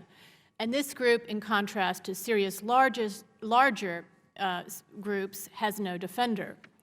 Primarily ethnically Assyrian, but also Armenian and Arab, and numbering about 2 million, the Christians face a distinct peril so dire that their ability to survive in Syria is being seriously doubted by the church and by secular observers as well. While in some neighborhoods they struggle to maintain defense committees, they lack militias of their own, nor do they have protective tribal structures or support from any outside power. The Christians are indeed stranded in the middle of a brutal war where each side, regime and rebel, fires rockets into civilian areas and carry out indiscriminate attacks. The Christian churches, which were registered and permitted by the Assad regime, have not formally allied themselves with either side in the conflict, though they've been under intense pressure to do so. However, they are not simply caught in the middle as collateral damage. They are the targets of a more focused shadow war. Christians are the targets of an ethno-religious cleansing by Islamist militants and their Sharia courts. In addition, they have lost the protection of the Assad government, making them easy prey for criminals and fighters whose affiliations are not always clear. As Archbishop Jean-Bar of Aleppo's Melkite Greek Catholic Church states, Christians are terrified by the Islamist militias and fear that in the event of their victory, they would no longer be able to practice their religion and that they would be forced to leave the country. He went on to explain, quote, as soon as they reached the city of Aleppo, Islamist guerrillas, almost all of them from abroad, took over the mosques. Every Friday, an imam launches their messages of hate, calling on the population to kill anyone who does not practice the religion of the Prophet Muhammad. They use the courts to level charges of blasphemy. Who is contrary to their way of thinking pays with his life, end of quote. Unprotected, the Christians are also prime victims of kidnappers and thieves. Such threats and assaults are driving out the 2,000-year-old Christian community en masse from various parts of the country. Archdeacon Ileana of the Assyrian Church of the East, who works with Syrian refugees, wrote to me recently, quote, we are witnessing another Arab country losing its Christian Assyrian minority. When it happened in Iraq, nobody believed Syria's term would come. Christian Assyrians are fleeing massively from threats, kidnappings, rapes, and murders. Behind the daily reporting about bombs, there is an ethno-religious cleansing taking place, and soon Syria can be emptied of its Christians. Syriac League President Habib Afram states that Christians are, quote, systematically targeted with kidnappings, which are used either to collect ransom or to terrorize them into leaving. The highest profile attack, of course, was the kidnapping by gunmen in April of the Greek Orthodox Archbishop Yazigi and Syriac Orthodox Archbishop Ibrahim. This sent an unmistakable signal to all Christians. None is protected. Other clergy have been kidnapped and disappeared as well. In February, 27-year-old Father Michael Kayal of the Armenian Catholic Church in Aleppo was abducted while riding on a bus, and Islamists spotted his clerical garb. He has not been seen since. A similar fate befell the Greek Orthodox priest Maher Mahfouz around the same time. Last December, Syrian Orthodox parish priest Father Fadi Haddad was kidnapped after he left his church in the town of Katana to negotiate the release of one of his kidnapped parishioners. A week later, his mutilated corpse was found by the roadside with his eyes gouged out. His murderers are known. And reports are just in today that St. Anthony's Monastery in Idlib was stormed on last Sunday and killed, the Islamist rebels killed Father Francois Mourad, who was defending the nuns there. Ordinary individuals, too, have been summarily killed after being identified as Christian. An Islamist gunman stopped the bus to Aleppo and checked the background of each passenger. When the gunman noticed Johannes' last name was Armenian, they singled him out for a search. After finding a cross around his neck, quote, one of the terrorists shot point blank at the cross, tearing open the man's chest. A woman from Hasaki recounted in December to Swedish journalist Nori Kino how her husband and son were shot in the head by Islamists. Quote, our only crime is being Christians, she answers when asked if there had been a dispute. Gabriel, an 18-year-old, fled with his family from Haseki after his father was shot for having a crucifix hanging from his car's rear view mirror. The son told Kino, quote, after the funeral, the threats against our family and other Christians increased. The terrorists called us and said it was time to disappear. We had that choice, or we would be killed. The New York Times reported that a young Syrian refugee demonstrated how he was hung by his arms, robbed, and beaten by rebels, quote, just for being a Christian. Muslims, of course, are subjected to kidnapping too, but the Wall Street Journal reported on June 11th, often, quote, their outcome is different because they have armed defenders. It told the story of a 25-year-old cab driver, Hafez al-Mohammed, who said he was kidnapped and tortured for 7 hours by Sunni rebels in Al-Waer in late May. He was released after Alawites threatened to retaliate by kidnapping Sunni women. Many also pointed to criminal assaults and a government that fails to protect them. A refugee detailed to a journalist, quote, two men from a strong Arabic tribe decided one day to occupy our farmland, just like that. When I went to the police to report, I was told there was nothing they could do. The police chief was very clear that they would not act, as they didn't want the tribe to turn against the regime. Christians also fear the Talibanization through Sharia courts, where they are given 4 choices, either to pay a jizya tax, to convert to Islam, flee, or be killed.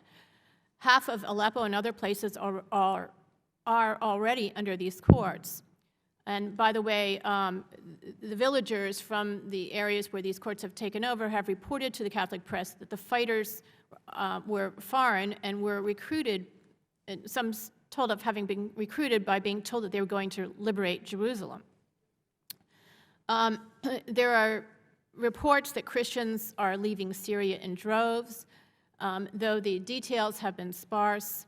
And this is partially due to the fact that these Christians are fearful of and avoid the refugee camps. So they are therefore not registered with the UN as refugees. An Orthodox cleric concludes it would not be good if all Christians were to leave Syria because then the church would disappear here.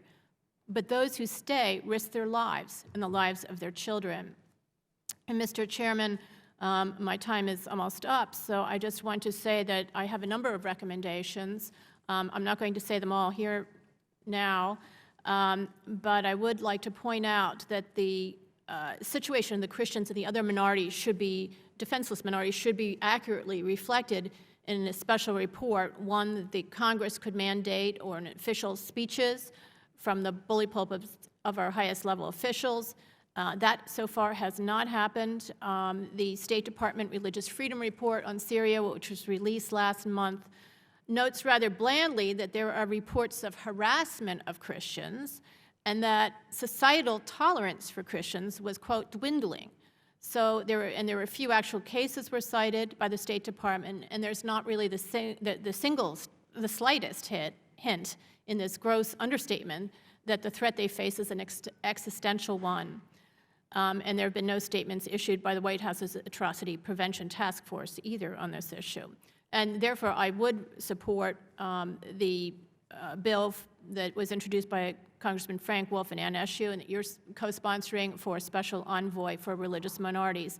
And I just want to conclude by saying that the that the there's a real danger that refugee relief is not reaching these smallest minorities because, again, they're not in the UN camps and they're not being registered by the UN, and that they are rather seeking shelter in churches and monasteries in Lebanon and Turkey, and that the United States should make an effort to identify those places and to count those refugees and to give them aid and to ensure that that humanitarian aid, which is desperately needed inside Syria, also reaches their villages and neighborhoods. Thank you very much. Ms. Shea, thank you very much. Dr. Eibner. Thank you, Chairman Smith, for your determined leadership in the defense of human rights over many years, as you mentioned, going way back to the 1980s when you traveled with CSI as a young member. And I would like to thank the members here for their constructive questioning and contribution to the debate. I would also ask, Mr. Chairman, for my written submission to be, and appendices to be placed on the record. I returned only last night from Syria, and while there I traveled with local church workers from the tranquil Mediterranean town of Tartus through the valley of Christians to war-torn homes, stopping at cloisters and villages along the way. Today's hearing, Mr. Chairman, is indeed timely and important. The war in Syria has been catastrophic for all the people of Syria and carries within it the seeds of genocide. This ever-expanding war, a war that the vast Sunni Muslim world increasingly views as a jihad, threatens to set the entire Middle East ablaze. For 2 years, our government has pursued a revolutionary policy of violent regime change and has done so in the name of the Syrian people. I would like to use this opportunity to fill in some of the gaps in Washington's regime change narrative. Syria is a multi-religious country. Religious minorities, mainly Alawites and Christians, constitute roughly 30% of the population, with Sunni Muslims in the majority. All communities have suffered greatly, but the war's seeds of genocide have the greatest potential to cleanse the country of its religious minorities. For over 4 decades, the secular-minded al-Assad dictatorship has provided a kind of protection for the religious minorities in a country where they had long experienced severe persecution under Sunni rule. The Assad regime has provided more space for non-Sunni minorities than can be found in any other Arab Sunni majority state in the region. Those who would overthrow this dictatorship have a responsibility to provide a credible alternative system of protection, one in which the vulnerable minority communities have confidence. Wherever I went in Syria, I heard from Christians about the considerable religious freedom that is guaranteed by their government: freedom to worship, freedom to provide Christian education, freedom to engage with broader society through social services, freedom to proclaim the faith through public processions on religious holidays, some of which are public holidays, and freedom from the obligation to conform to discriminatory Sharia norms. I was repeatedly asked by displaced Christians, why is America at war against us? Why is the United States destroying the infrastructure of our country? Why is Washington handing us over to Islamic extremists? They also wanted me to know that the genuine pro-democracy movement of the so-called Arab Spring had been tragically overtaken long ago by a parallel Sunni supremacist movement, one that is dominated by jihadis, many with links to al-Qaeda. Dismay was also expressed about Washington's outsourcing of much of its Syria policy to regional Sunni allies, in particular Saudi Arabia, Qatar, and Turkey, all of which have grave democratic deficits and deny religious freedom and minority rights to their own citizens. It seems that America's intervention in the war is aimed primarily at detaching Syria from Shiite Iran and transforming it into a Sunni Islamic state. The goal appears to be to construct an anti-Iranian Sunni axis stretching from Turkey in the north to the Gulf states in the south. During my visit, I spoke with Christians who were personally terrorized during the Arab Spring days of 2011 by mobs pouring out of Sunni mosques shouting "Alawites to the tomb, Christians to Beirut," and other genocidal slogans. Witnesses provided accounts of murder, including ritual beheadings and religious cleansing of their neighborhoods, and the desecration of churches. Kidnappings, as we have heard, are on the increase, with Alawites and Christians as the principal victims. One Christian church worker told me that 4 Alawite cousins of a friend were kidnapped and beheaded. A nun told me that she personally knows a Christian girl who was abducted by terrorists and is now mentally disturbed on account of the abuse. The most widely known kidnapping case is that of the Syriac and Greek Orthodox archbishops of Aleppo. Such acts of terror are not senseless. They send a clear message to the religious minorities: leave the country now.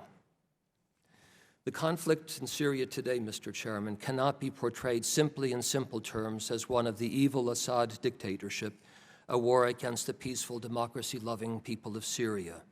The war has indeed taken on an ugly sectarian character.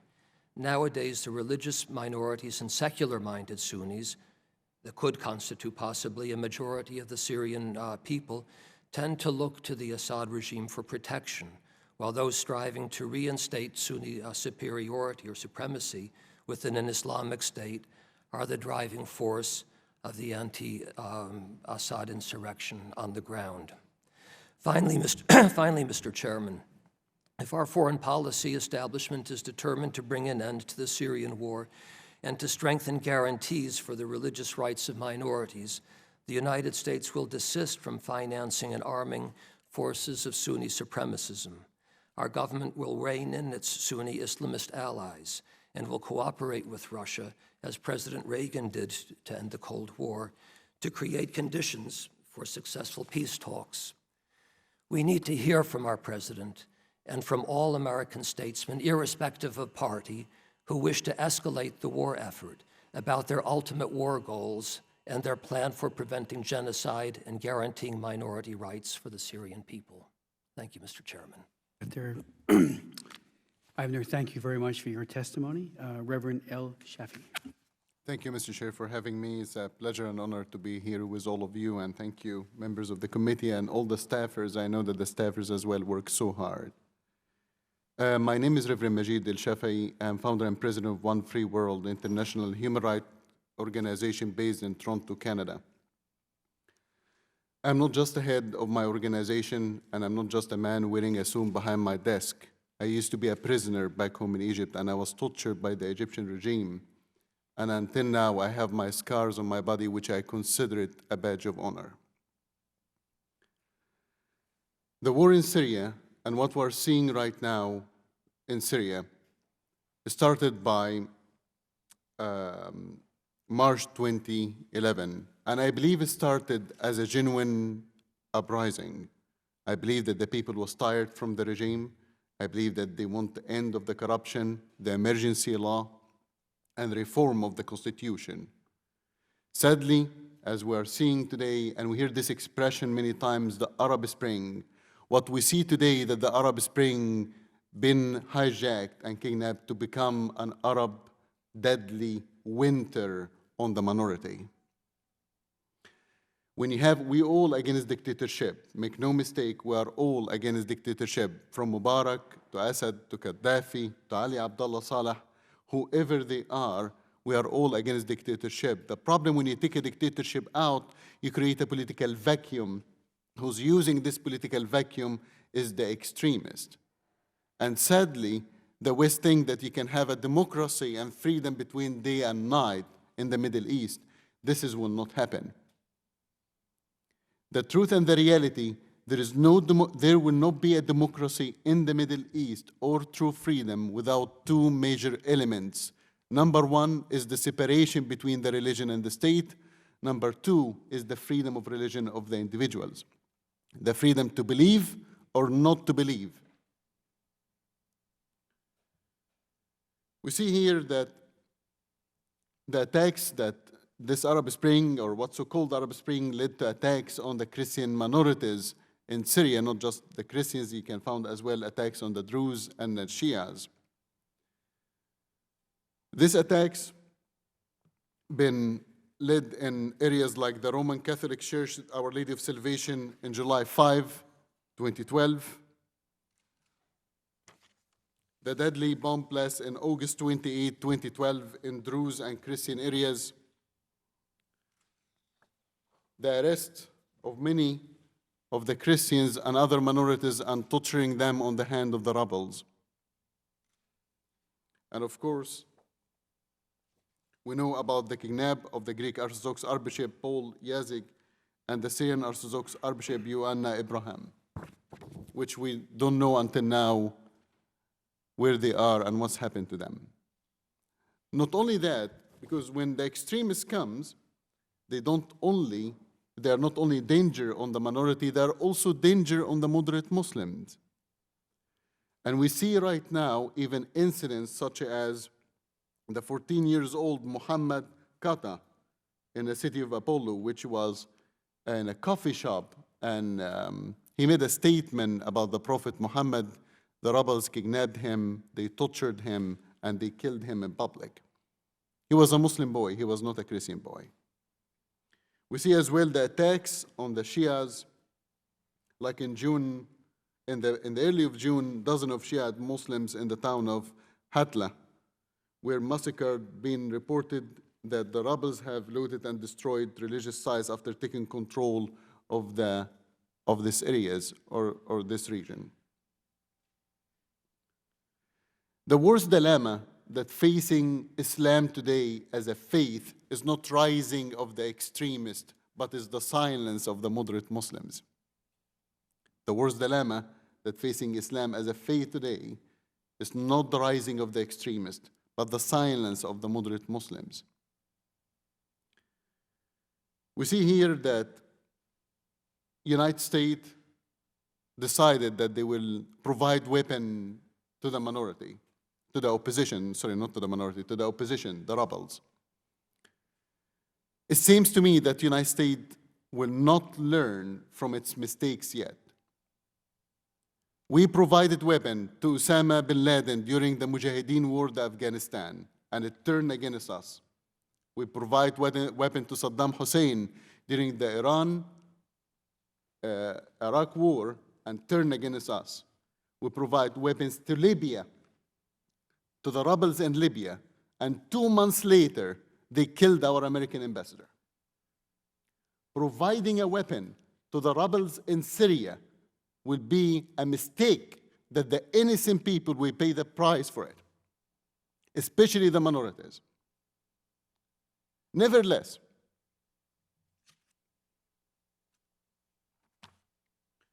if the United States nonetheless goes ahead with the military aid, it must demand accountability from the rebels, include the return of the weapons after the conflict, and deny any further aid if weapons or ammunition are used against minorities, civilians, or American allies such as Israel. Let's make it clear. United States pledged $500 million in humanitarian aid. If the rebels refuse to respect the minority rights, women's rights, stop child abuse, we have to stop, or at least to connect our humanitarian aid with the improvement of human rights in these countries. I believe that the American people is tired of using their tax money to support terrorist groups, such as the Muslim Brotherhood in Egypt and elsewhere. In the end, and my closing remark,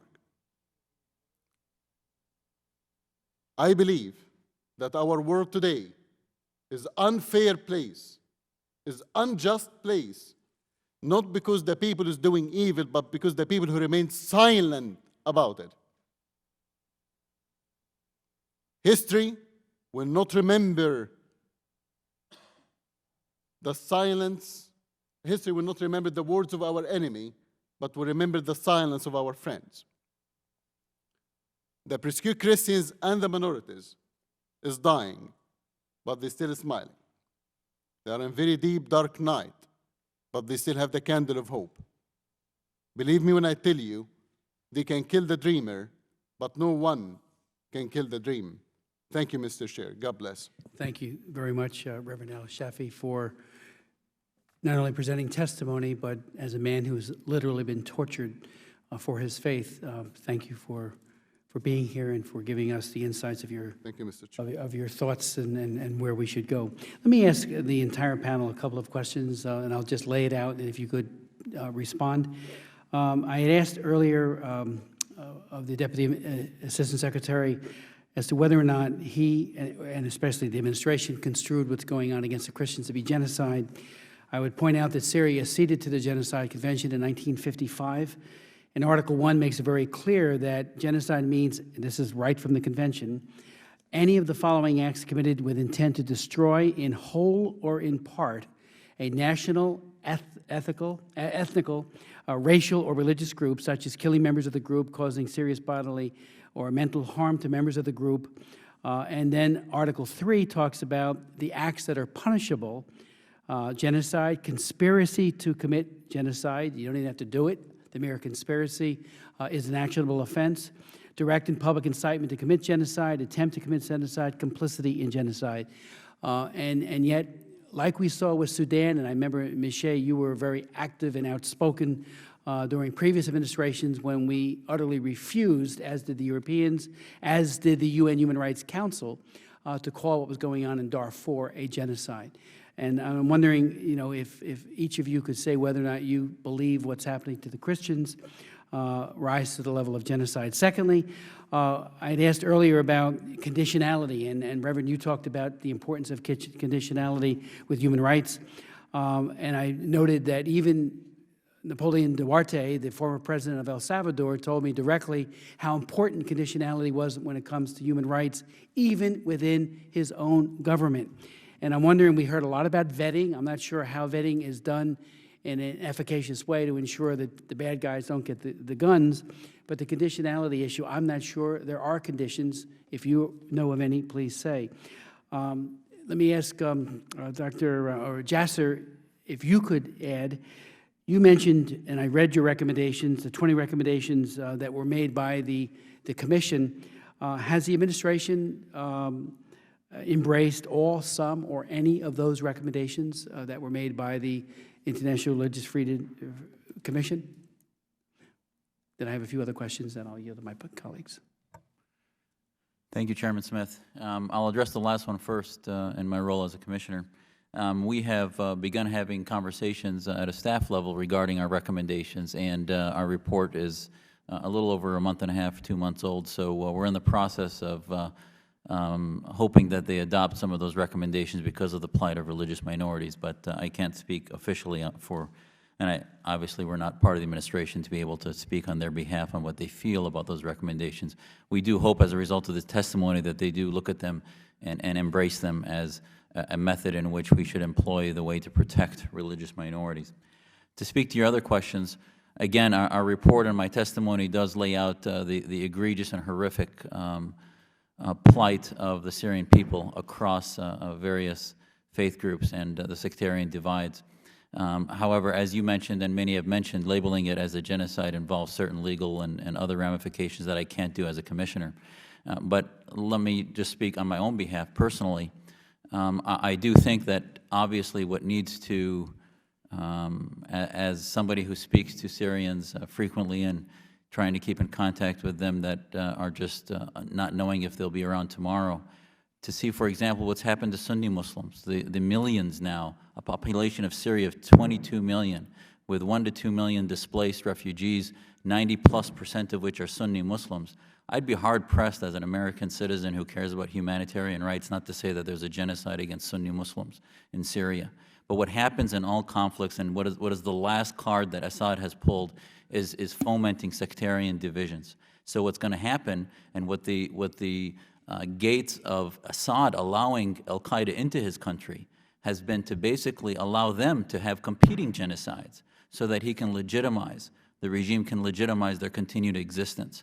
Because I will tell you, as much as I agree, and in my testimony I talked about atrocities committed by some of the rebels. Now, is there a command and control center for the FSA? There isn't, and there's obviously many, many groups. But God help the minorities, such as the Christians, who may disagree politically with the Baathists or with their political ends, because at the end they may have the religious freedom to practice, but there is certainly that saved for those who are not politically against the regime's authoritarian means. And I think lastly, as far as vetting, I think it's important, and I will tell you that the trajectory of the conflict, we've tried now for 28 months plus, the do nothing and let the friends of Syria sort of guide it, and it has gotten us to this point of talking about competing genocides and almost 100,000 dead. And I think at the minimum, the choices that we have as far as protecting religious minorities is to begin to play a role to help push it, as Mr. Kinzinger said earlier, to help push history towards at least giving those that would like a democratic, moderate Syria a chance at promoting those values and helping those who would be our real allies on the ground have the ability to see a future Syria that's not run by either extreme. And I think at least us playing some type of a role there, and in the recommendations we give as far as helping those who promote our principles within the Friends of Syria, and also building infrastructure there that can help provide safe haven within the opposition. Yes, Gina. Nita. Yeah, I think every one of us who is really monitoring the situation with the minorities, the smallest defenseless minorities in Syria, has very much Iraq on the precedent of Iraq on our minds. And in Iraq, over the last 10 years, 2/3 of the Christian population there have been eliminated. They've been driven out by violence. Many of them have been killed, but most are just been sent into exile. 90% of the Mandeans, the followers of John the Baptist, have also been eliminated from Iraq under the same conditions. The Yazidis, over half. So these are the smallest defenseless minorities. They've essentially been ethnically, or religiously, I should say, cleansed from Iraq. That's very much on our minds now in Syria, as hearing these anecdotes about, and hearing the church leaders attest to what is happening to the Christian people. And I also received a letter this week from the Yazidi representative saying the same thing, Yazidi villages emptying out. So that is why, because when the dust settles, there may not be any small defenseless minorities left in Iraq. There will be Sunnis, there will be Shiites, as horrific as the violence has been against those groups and the Alawites. Those groups do have champions outside Syria, and have militias and militaries at their disposal. These smallest defenseless minorities do not.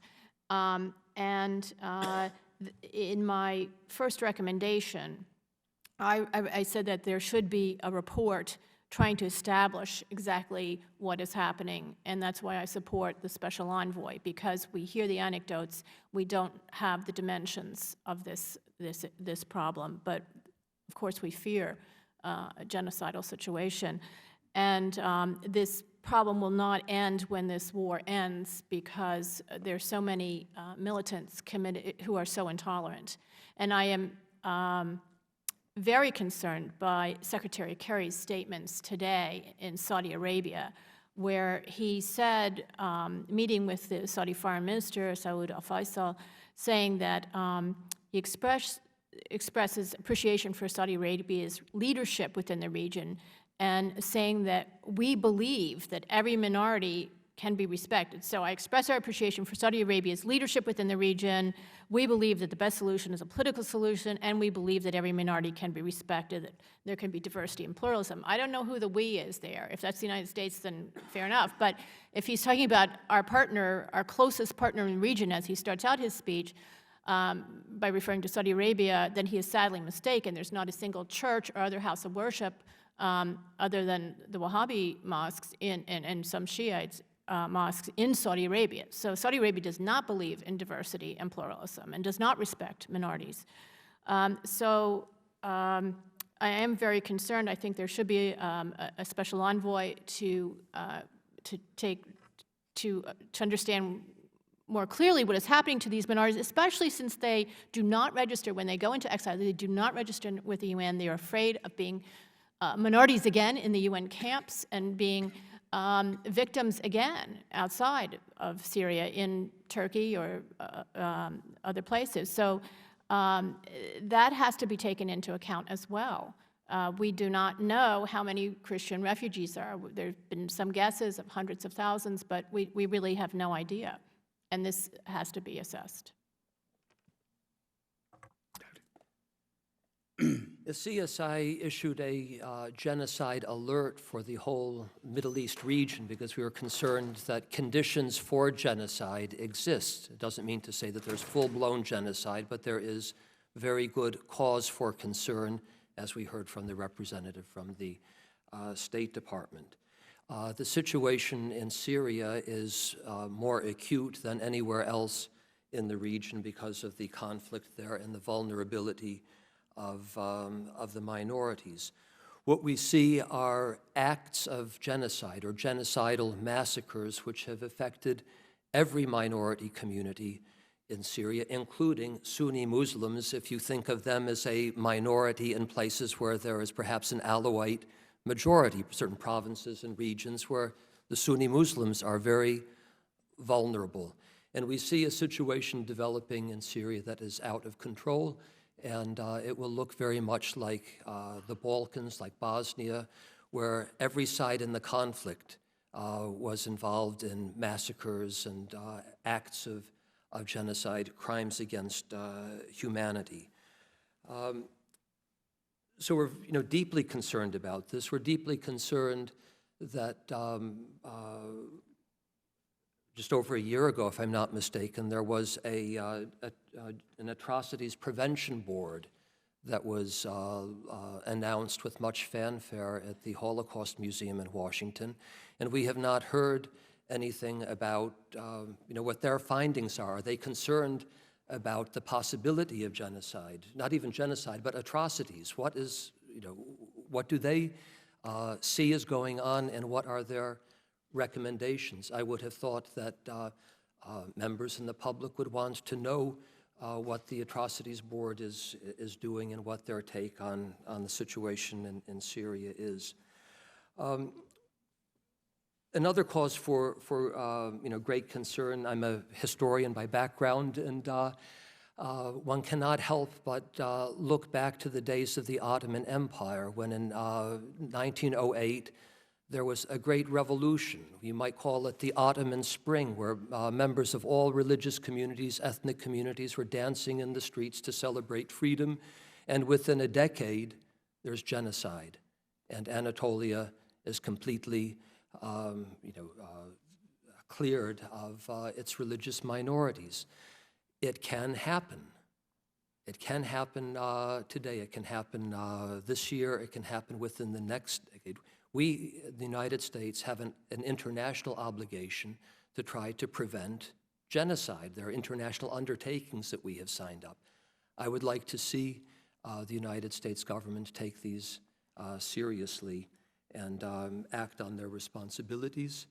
And just another observation about the movements of people. I think that one can learn a lot about a situation by seeing how people vote with their feet. They are not able to vote with the ballot in Syria, but there's something that can be picked up by movement, how people move around the country.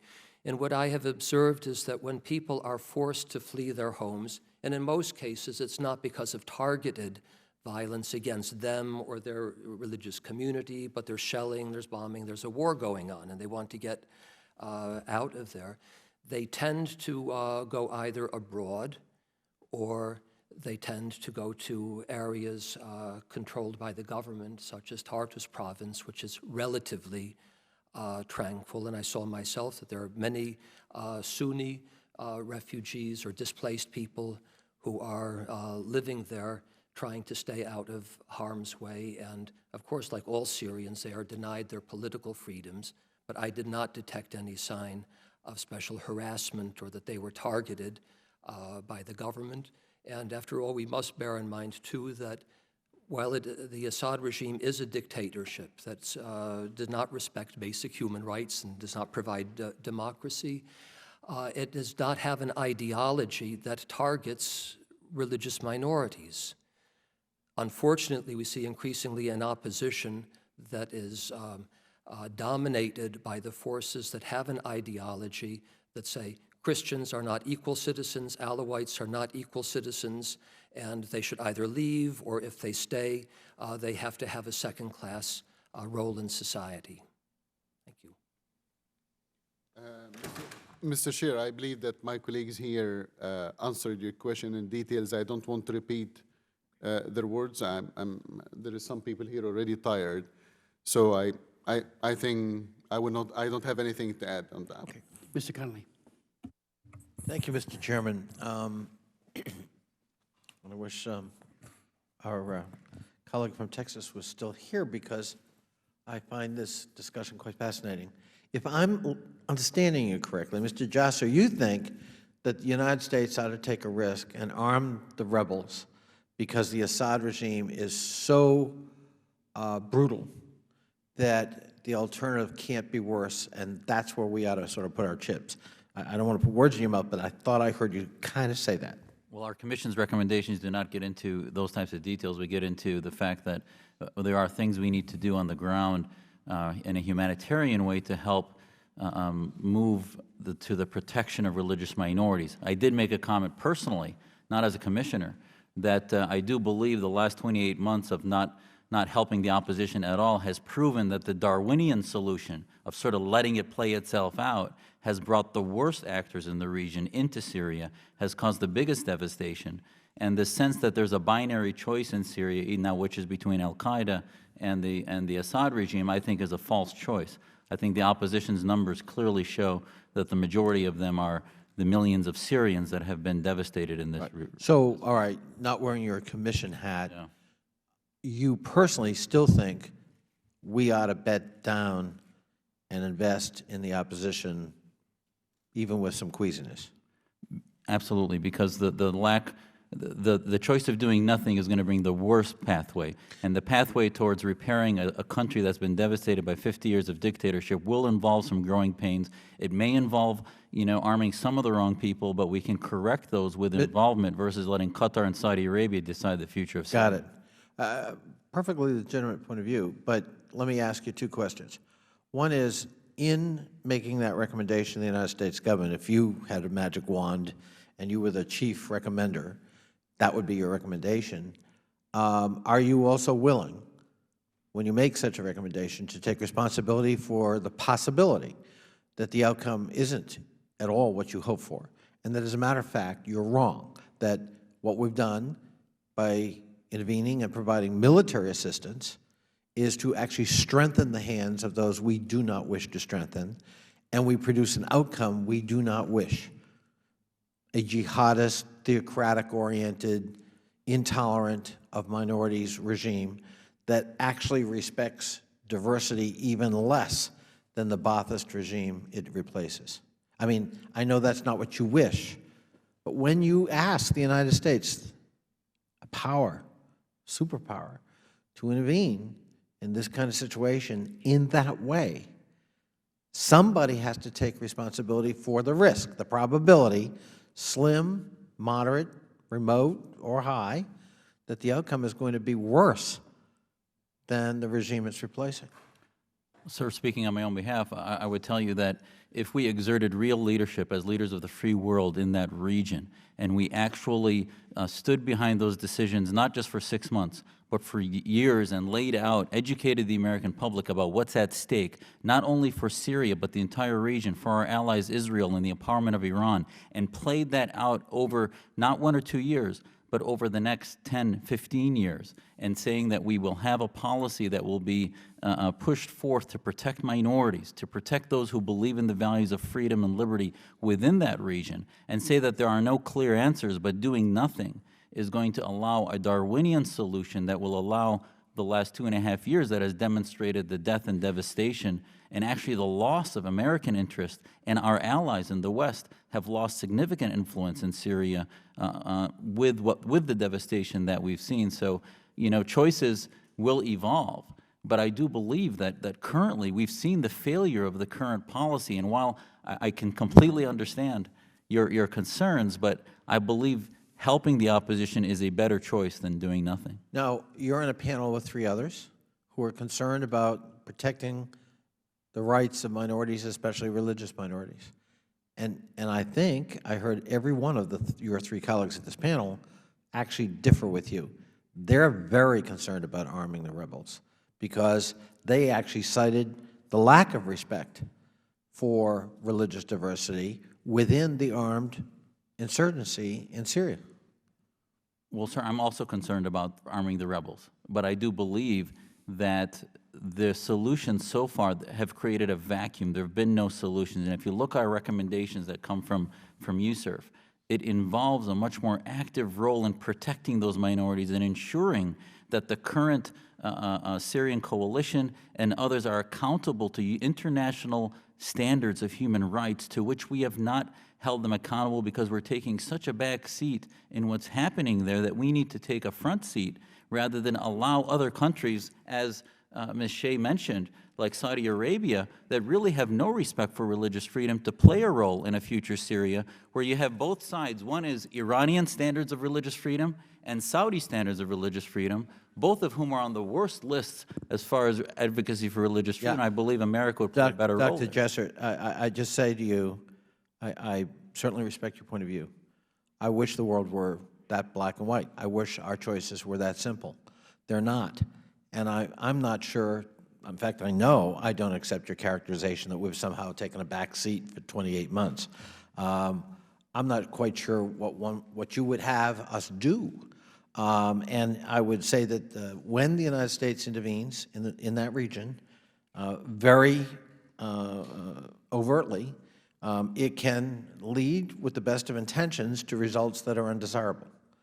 I'm not sure the intervention in Lebanon under the Ronald Reagan administration was such a wise policy in retrospect.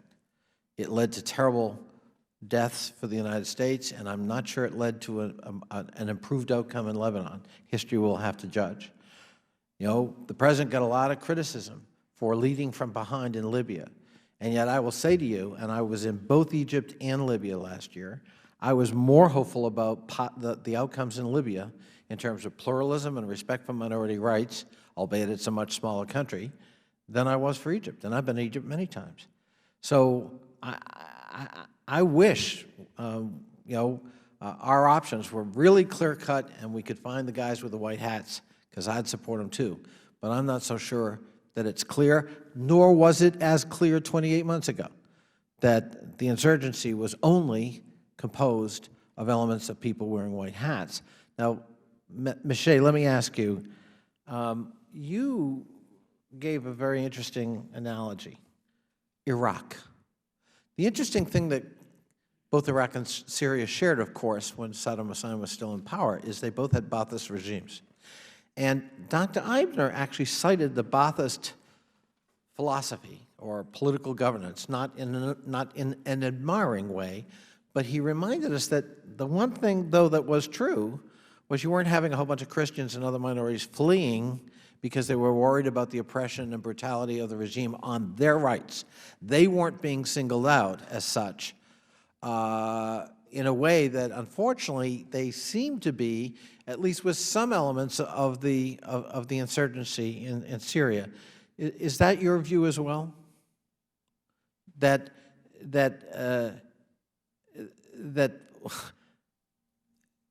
terrible though the brutality of Saddam Hussein was, no one's praising that regime.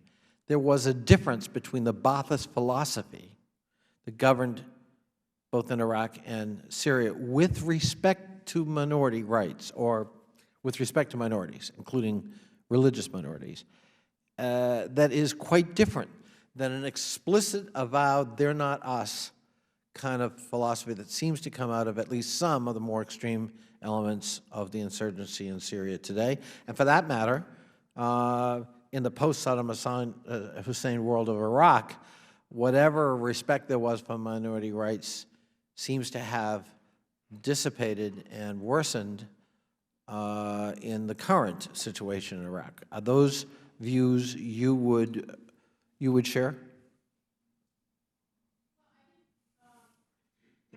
Both regimes, in a way, they were mirror images of each other. They were both Ba'athist and secular, but they were both the minorities themselves. Saddam Hussein was, of course, a Sunni minority in the Shiite Iraq, and Assad is Alawite, right. minority aligned with the Shiites and a majority Sunni Syria, and so that there was an emphasis on building a secular society from those regimes, and therefore there was more space for other minorities, like the Christians and the Yazidis, et cetera. I don't think there's any going back to that, though, in Syria. I think what we're seeing now is the Assad regime making deals with tribes and others at the expense of these minorities.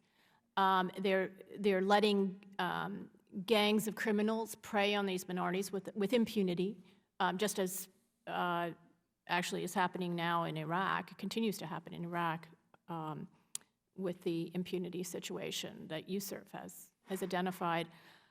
So, but there is the jihadist element in the rebels that is extremely worrisome, and these are being supported, it's no secret, from the Gulf region.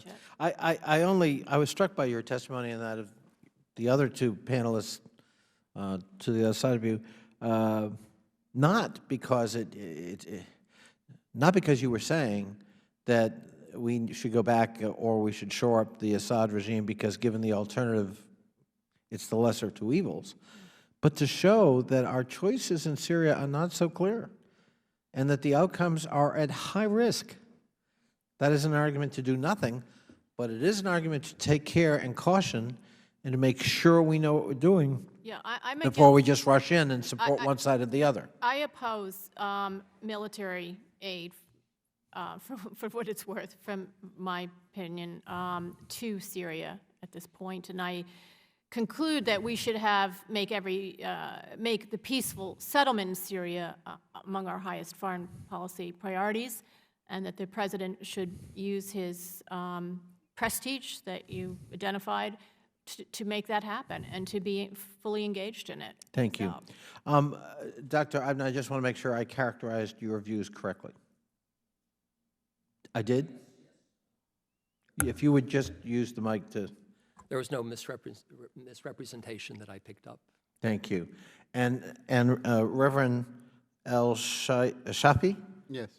I thought I heard you actually say explicitly, don't arm the rebels. That's correct. And you said that why? Remind us again why you think, unlike Dr. Jasser, the United States should not go down that road. Let's look at the Rabbi. First of all, allow me to explain that there is no win-win scenario about Syria. If Hafiz al-Assad stayed, Bashar al-Assad, if Bashar al-Assad stayed, Iran, Hezbollah have stronger arms in the region. If defeated, we end it with extremist Sunnis that only God knows what they will do. So there is no win-win scenario when it comes to Syria file. But let's take a look at the opposition, the Syrian opposition, the rebels. Let's look at their component, at their cells. You found like the Free Syrian Army, the National Coalition of Syrian Revolution, the opposition forces, or the Syrian Opposition Coalition. That's led by Al-Khattab, Muaz al-Khattab. He's in exile in Cairo. You have the Syrian Muslim Brotherhood, or the SMB. This is a guy by the name Muhammad Riyad. He's in exile in London. When I'm looking at, and I'm not saying that they are the only ones that leading the opposition, but I'm talking about the big names and the main player. All of the names that I'm telling you right now, they are very extremist and very violent. And my fear, when we arm the rebels, even if we are arming the people that we feel that they are less extremist, that they will not have a full control on where is this weapon going, and this weapon in the end will go to kill civilians or minority, or will attack Israel, which is alliance, or will kill our ambassador in Damascus later on. That's my fear. Thank you. Mr. Chairman, you've been most indulgent. I really appreciate it. I do think this panel has given us a lot of food for thought and highlights the complexity of the choices we face in Syria. Thank you so much. Thank you very much, Mr. Connolly. Mr. Yoho. Thank you, Mr. Chairman. Mr. Connolly, great questions. I appreciate it. And your testimony I guess it's almost a nightmare, and we know what's going on over there, and that's my concern. And Dr. Yasser, I want to commend you and your parents for having the good sight and you the good fortune of landing on the shores of America to where you and hopefully your parents have experienced and lived, and it sounds like it, the American dream. And I think that's a basic underlying tenet for all humans, that yearning to be free. And I would love for everybody in the world to have that and experience that, but the reality is we're not there yet. Reverend Al Shafi, you're from Egypt, right? That's correct, sir. When you said you were tortured, who was the President Mubarak at the time? It was the regime, the Egyptian regime. That's correct, Mubarak at the time. Okay. And, you know, I guess back in the old days, we'll say it, things were more predictable. They weren't good, but they were predictable because if you propped up a regime, you could kind of determine how they were going to respond. That's correct. And how they would react. We've got a whole new ballgame now. We've got a new group of people in there that have arisen from the Arab Spring, and like you said, it's turning into the Arab Winter. Their ideologies are different. They're stronger. Their stronger beliefs in, I don't want to say extreme Islam, but I mean, we're seeing that played out with Sharia law and all that. And so it's a whole different game, and we don't know how people are going to respond, and we don't know how to, I don't want to say manipulate, but how to work with them to get the results we want. And what I've heard from three of you is the way I feel. You know, arming them is a bad thing to do. I mean, we've tried that. We've seen it in Iran in the 70s. We've done it with Iraq. We've done it with Afghanistan. Libya is yet to play out. And that's one of my questions is I'd like to hear your response and what you think is turning out in Libya, if we're on the right track with what we did with the flyovers and the minimum intervention that we had, so that we can look at Syria in which way to go. Because what I've heard from all of you is the promotion of liberty, the promotion of freedoms, human rights promotion, religious freedoms. And again, I don't have to remind you, but those are more westernized ideologies, not freedom. But to promote and to try to force human rights on an Islamic country when they don't believe the way we do, I don't see how you can do that without taking complete control over a country, and that's something that's just not acceptable. What are your thoughts on that? If you would start with Libya, on how you think that's turning out right now. Do you want me to start, or do you want to start with Jasser? Oh. The separation between the religion and the state, any religion, any state, is necessary to ensure true democracy and freedom in any country. Any religion, any state. The problem that we're seeing right now is lack of education. One of the major issues that we see in Egypt, for example, is the lack of education. Even if you reform the constitution, you have 30 to 40% of the Egyptians is illiterate. Right. They don't know how to read and write their own name. Even if you reform the constitution, they don't know what they are voting on. So here comes the religious guy, comes in the name of God, and they will follow him because they don't know any better. So education have to come before democracy. Without education, democracy dies. Education is the oxygen of democracy. In Libya, back to your question, in Libya, how we can see the futures in Libya. You remember there was a time that came that they said that there was somebody, American pastor, I believe in Florida, was burning the Right. Quran, something like that. From my hometown. Yeah. And we're blaming you, by the way, I'm sure. And everybody went attacking American embassies, burning Bibles, and so on and so forth. Do you remember what's happened in Libya, sir, in this time? They went to cemeteries. There was cemeteries where the old British soldiers that fought the Second World War was. There was a cross in their cemeteries, and they went to destroy the crosses. This is after a very short period of time that we supported them, that we send our troops to help them and to finish Gaddafi. Like the war won in Libya because the NATO troops interfered and because the American troops built no-fly zone, make no mistake. Right. But this is how was the response. When we are helping, I think one of the major things that we are missing in our policies is accountability. There is nothing wrong with accountability. When I'm giving you, I went to Iraq not that long time ago. I took Canadian member of parliament and Canadian senators. I live in Canada, I'm a Canadian. And I went to Iraq. It was the first Canadian delegation to go to Iraq after the war. Canada gave to Iraq $300 million. When I met with the vice president and when I met with the deputy prime minister, I told them, what did you do with this money? They said, we don't know. I want to inform you and to ensure you that 90% of the aid that goes from the American government, if it's not more, and goes to the Libyan government or to the Iraqi government or to Syrian government at some point will be misused. I agree, and that's, you know, as we give foreign aid, I think we need to change our whole policy in that here's our aid, these are the conditions you take it under. You know, we believe in these things. We believe in human rights. We believe in freedom of expression or religious freedoms and all that. I'm not going to tell you you have to do it, but if you want our money, this is what you do. That's it. And so, but you see Libya playing out in a favorable way, or do you think it's still rocky and it can go either way? It's still rocky. I think Libya so, is too. the cancer under the skin. I agree. This will come at some point. Dr. Eibner? Libya is very rocky indeed, and we've heard about some of the events in Libya since the revolution. One which is not mentioned by Reverend El-Shafi was the arrest of scores of Coptic Christians from Egypt in Libya, and they were tortured and abused very badly simply for allegedly sharing the gospel. So there's great cause to be concerned about the consequences of our policy in Libya. I would agree with Reverend El-Shafi that there are really two fundamental conditions for democracy. One is the separation of religion and state, and the other is the freedom to choose one's religion. I wrote that down when you said that. How do you instill that on another country when that's not their belief? Well, this is exactly what I'm leading up to. Okay. Is that these two conditions, which I think we would all agree are fundamental conditions for democracy, are generally thought of throughout the Islamic world as un-Islamic. Right.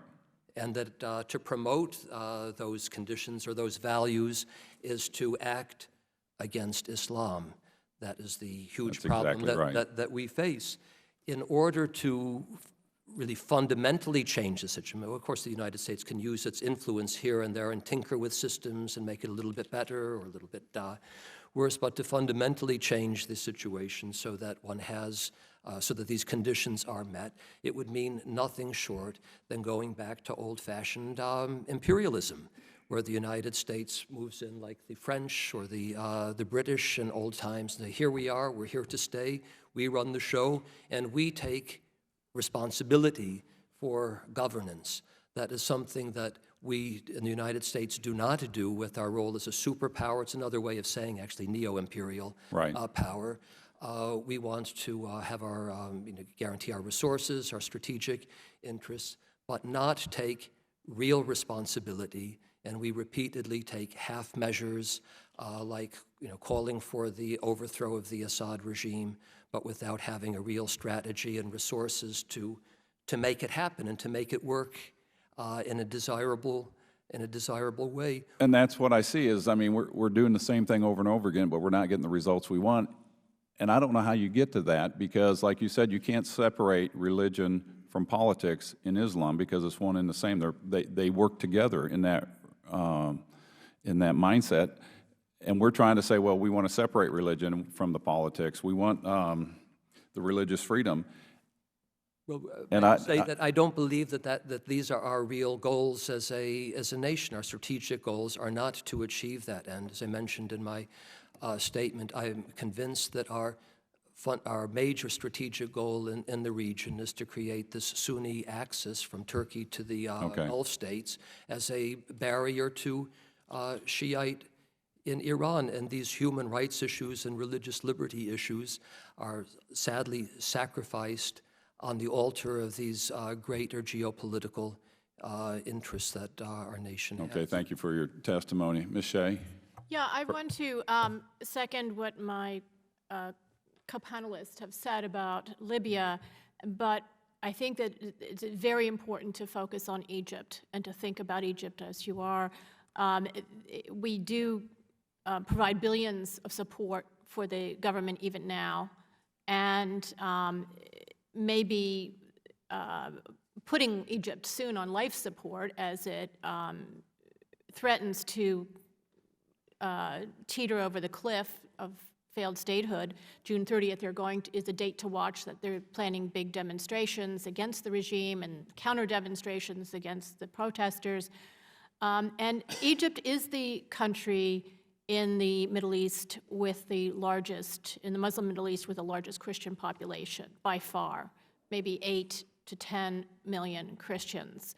Only 3 others rise to anywhere near 1 million, and that's Syria with perhaps 1 million or so Christians, Lebanon, and Iraq, which has been devastated, the Christian population there. If the Copts are continue to be attacked, it's going to be a very, very difficult situation. And it will signal a further radicalization of that whole area, because once the great cultural crossroads in history, this Middle Eastern region, it will be totally Islamicized for the first time and can be expected to radicalize. And that's my concern. That's where I see we're heading with the policies we have. And, you know, I've read all your stuff in here, and what I look forward to is redirecting our foreign policy in a way that it's not interventionism, it's more on trade, technological advice and help along those lines. And that's what I look forward to doing. We don't have any red line at all in our aid to Egypt to protect the Christian minority there, and we should. Okay. Doc? Thank you. And if I am just sort of, there's some issues I just think we really need to address. And as far as promoting religious freedom abroad, you know, the mechanism is the narrative. I think many of us agree on the symptoms, that there are religious minorities being attacked, that their plight is as grim as it's ever been. But then as you make that assessment, you can't get away from the fact that you cannot defeat al-Qaeda and radical Islam in Syria or in Egypt or in Saudi without changing the dictatorships. Assad allowed al-Qaeda in because it's a mechanism for sectarian controlling his population. So if the narrative becomes a binary choice, I can tell you, as you mentioned, my family, you know, they saw as they were in and out, my grandfather was in and out of prison in the 50s as dictatorship after dictatorship happened in Syria, and then it solidified into this Ba'athist regime. They looked upon the West as the leader of the free world and a place to come to build these ideas that, not as a commissioner, but my NGO is based on the separation of mosque and state, is based on advocating Islamic ideas against groups like the Brotherhood. But Egypt, for example, will finally be able to treat the condition of theocracy that comes from the Brotherhood through the freedom that it got after the departure of Mubarak.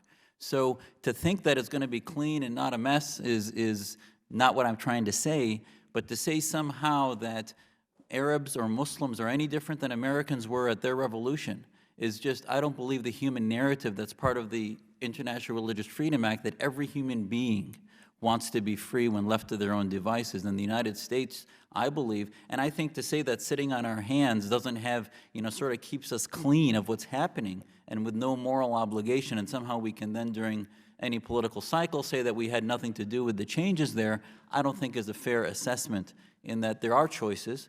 And if Syria continues to go south and radicalized, that will be a choice we've allowed to happen, and that we could have steered it in a different direction. Certainly, some interests will try to blame people that decide to help the opposition with some untoward effects that may happen, but I still believe that the last 28 months demonstrate that anything against Assad, you defeat him first, and then later and many of the Free Syrian Army say this, defeat Assad first, then we defeat al-Qaeda. Well, and that's, you know, I want America to be the magnet in the world that people look to and aspire to look at a country that says that's what freedom does, that you can become and do whatever you want to in a country that honors those basic rights. And we have that Constitution we've been blessed with.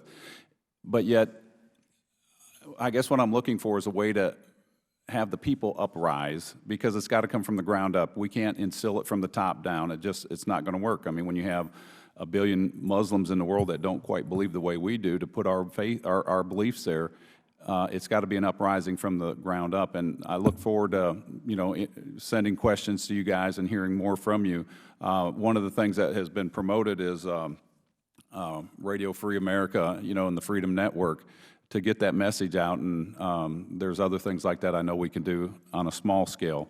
But to promote that ideology of freedom, it's there for everybody, and help them achieve that. I appreciate your time. Thank you. Thank you very much, Mr. Yo. Can I add something, please? Just something extremely small. Is that okay, Mr. Chairman? Absolutely. One of the things about education, like I was talking about education, the accountability of the American aid. First of all, I disagree with Dr. Jasser. If we defeated al-Assad today, we'll defeat al-Qaeda tomorrow. Never happened before in history and will not happen now. It just will not happen. Experience-wise, didn't happen. But just a quick example about education, because if you really want to build this true democracy, you have to start from the young generation. This is a book from the Egyptian schools during the time of Mubarak. Was supported, funded by American aid. The 1.9 that we give to the Egyptians after Camp David. This book, it was supposed to be it is in every school until now. When you open the book, you found in page number 24 speaking about jihad, for example, violent jihad. When you are looking at page number 11, you found that there is no Israel on the map. It does not exist completely. And so on and so forth, big examples. I think it will be much better for all of us if we are giving aid for a school, for example, to raise new generation. Let's go to the school ourselves or the embassy that in this region, like if we have the American embassy in Cairo, for example, why don't make a surprise visit to the school and grab one of the books that you paid for? Well, I think that's a great idea, and that goes back to your idea of accountability. I mean, we all talk about transparency and accountability, but we don't see it and we don't follow through, and we can't afford to do that anymore for the sake of Syria, Egypt, all these other countries. And if we're going to spend the American taxpayers' money when we're borrowing at the point we are and the debt we're in, we need to change the game and the rules of the game, I'll say. Yes, sir. And again, thank you all. Appreciate it. Thank you. Mr. Yoho, thank you very much. And on that very point, as you and I think everyone in this room knows, that Rodgers and Hammerstein's famous South Pacific, there's a song in it where you have to be taught about racism, taught about hate, how it's passed on from generation to generation. And I and our subcommittee for years has raised the textbooks issue, particularly in the UNRWA camps, but as well as the Reverend said, with regards to books that were very much used and utilized during the Mubarak regime. The problem is we've gone from bad to worse, and I think that's what we're trying to say with this hearing, that the Christians have been targeted, as Ms. Shea so eloquently pointed out. It's not collateral damage. They are being targeted, and I don't think that understanding has been accepted by some people within the administration or within Congress or in the European community. And Dr. Jasser, as you know, during the worst days of the Bosnia conflict, not only did I make frequent trips there, but I had the hearing where we heard from the translator who was there when Mladic and the Dutch peacekeepers were lifting up glasses of wine or champagne as 8,000 Muslim men were loaded onto buses and were destroyed in an act of genocide in Srebrenica, a so-called UN safe haven. Hopefully we learned from those lessons. Part of the reason for this hearing is to say the Christians are being targeted, as Ms. Shea pointed out, and the response has been, at best, inadequate. I do believe there's good faith on the part of the administration. The problem is that we haven't had that line and say, even our the Deputy Assistant Secretary talked about generically talking about human rights with the opposition, the Free Syrian Army. There needs to be a very carefully delineated list of things that need to be avoided, including the targeting of Christians simply because they're Christians. So hopefully that message will be taken back. Your testimonies have been of enormous, enormous help to us. I have other questions, but it is late, and you have been very patient with your time. I will submit them for the record. But I want to thank you, and thank you for your bold and very effective leadership over the course of many, many years for each of our 4 distinguished panelists. Ms. Yoho, thank you for your participation. Thanks to my friends on the other side of the aisle. The hearing is adjourned.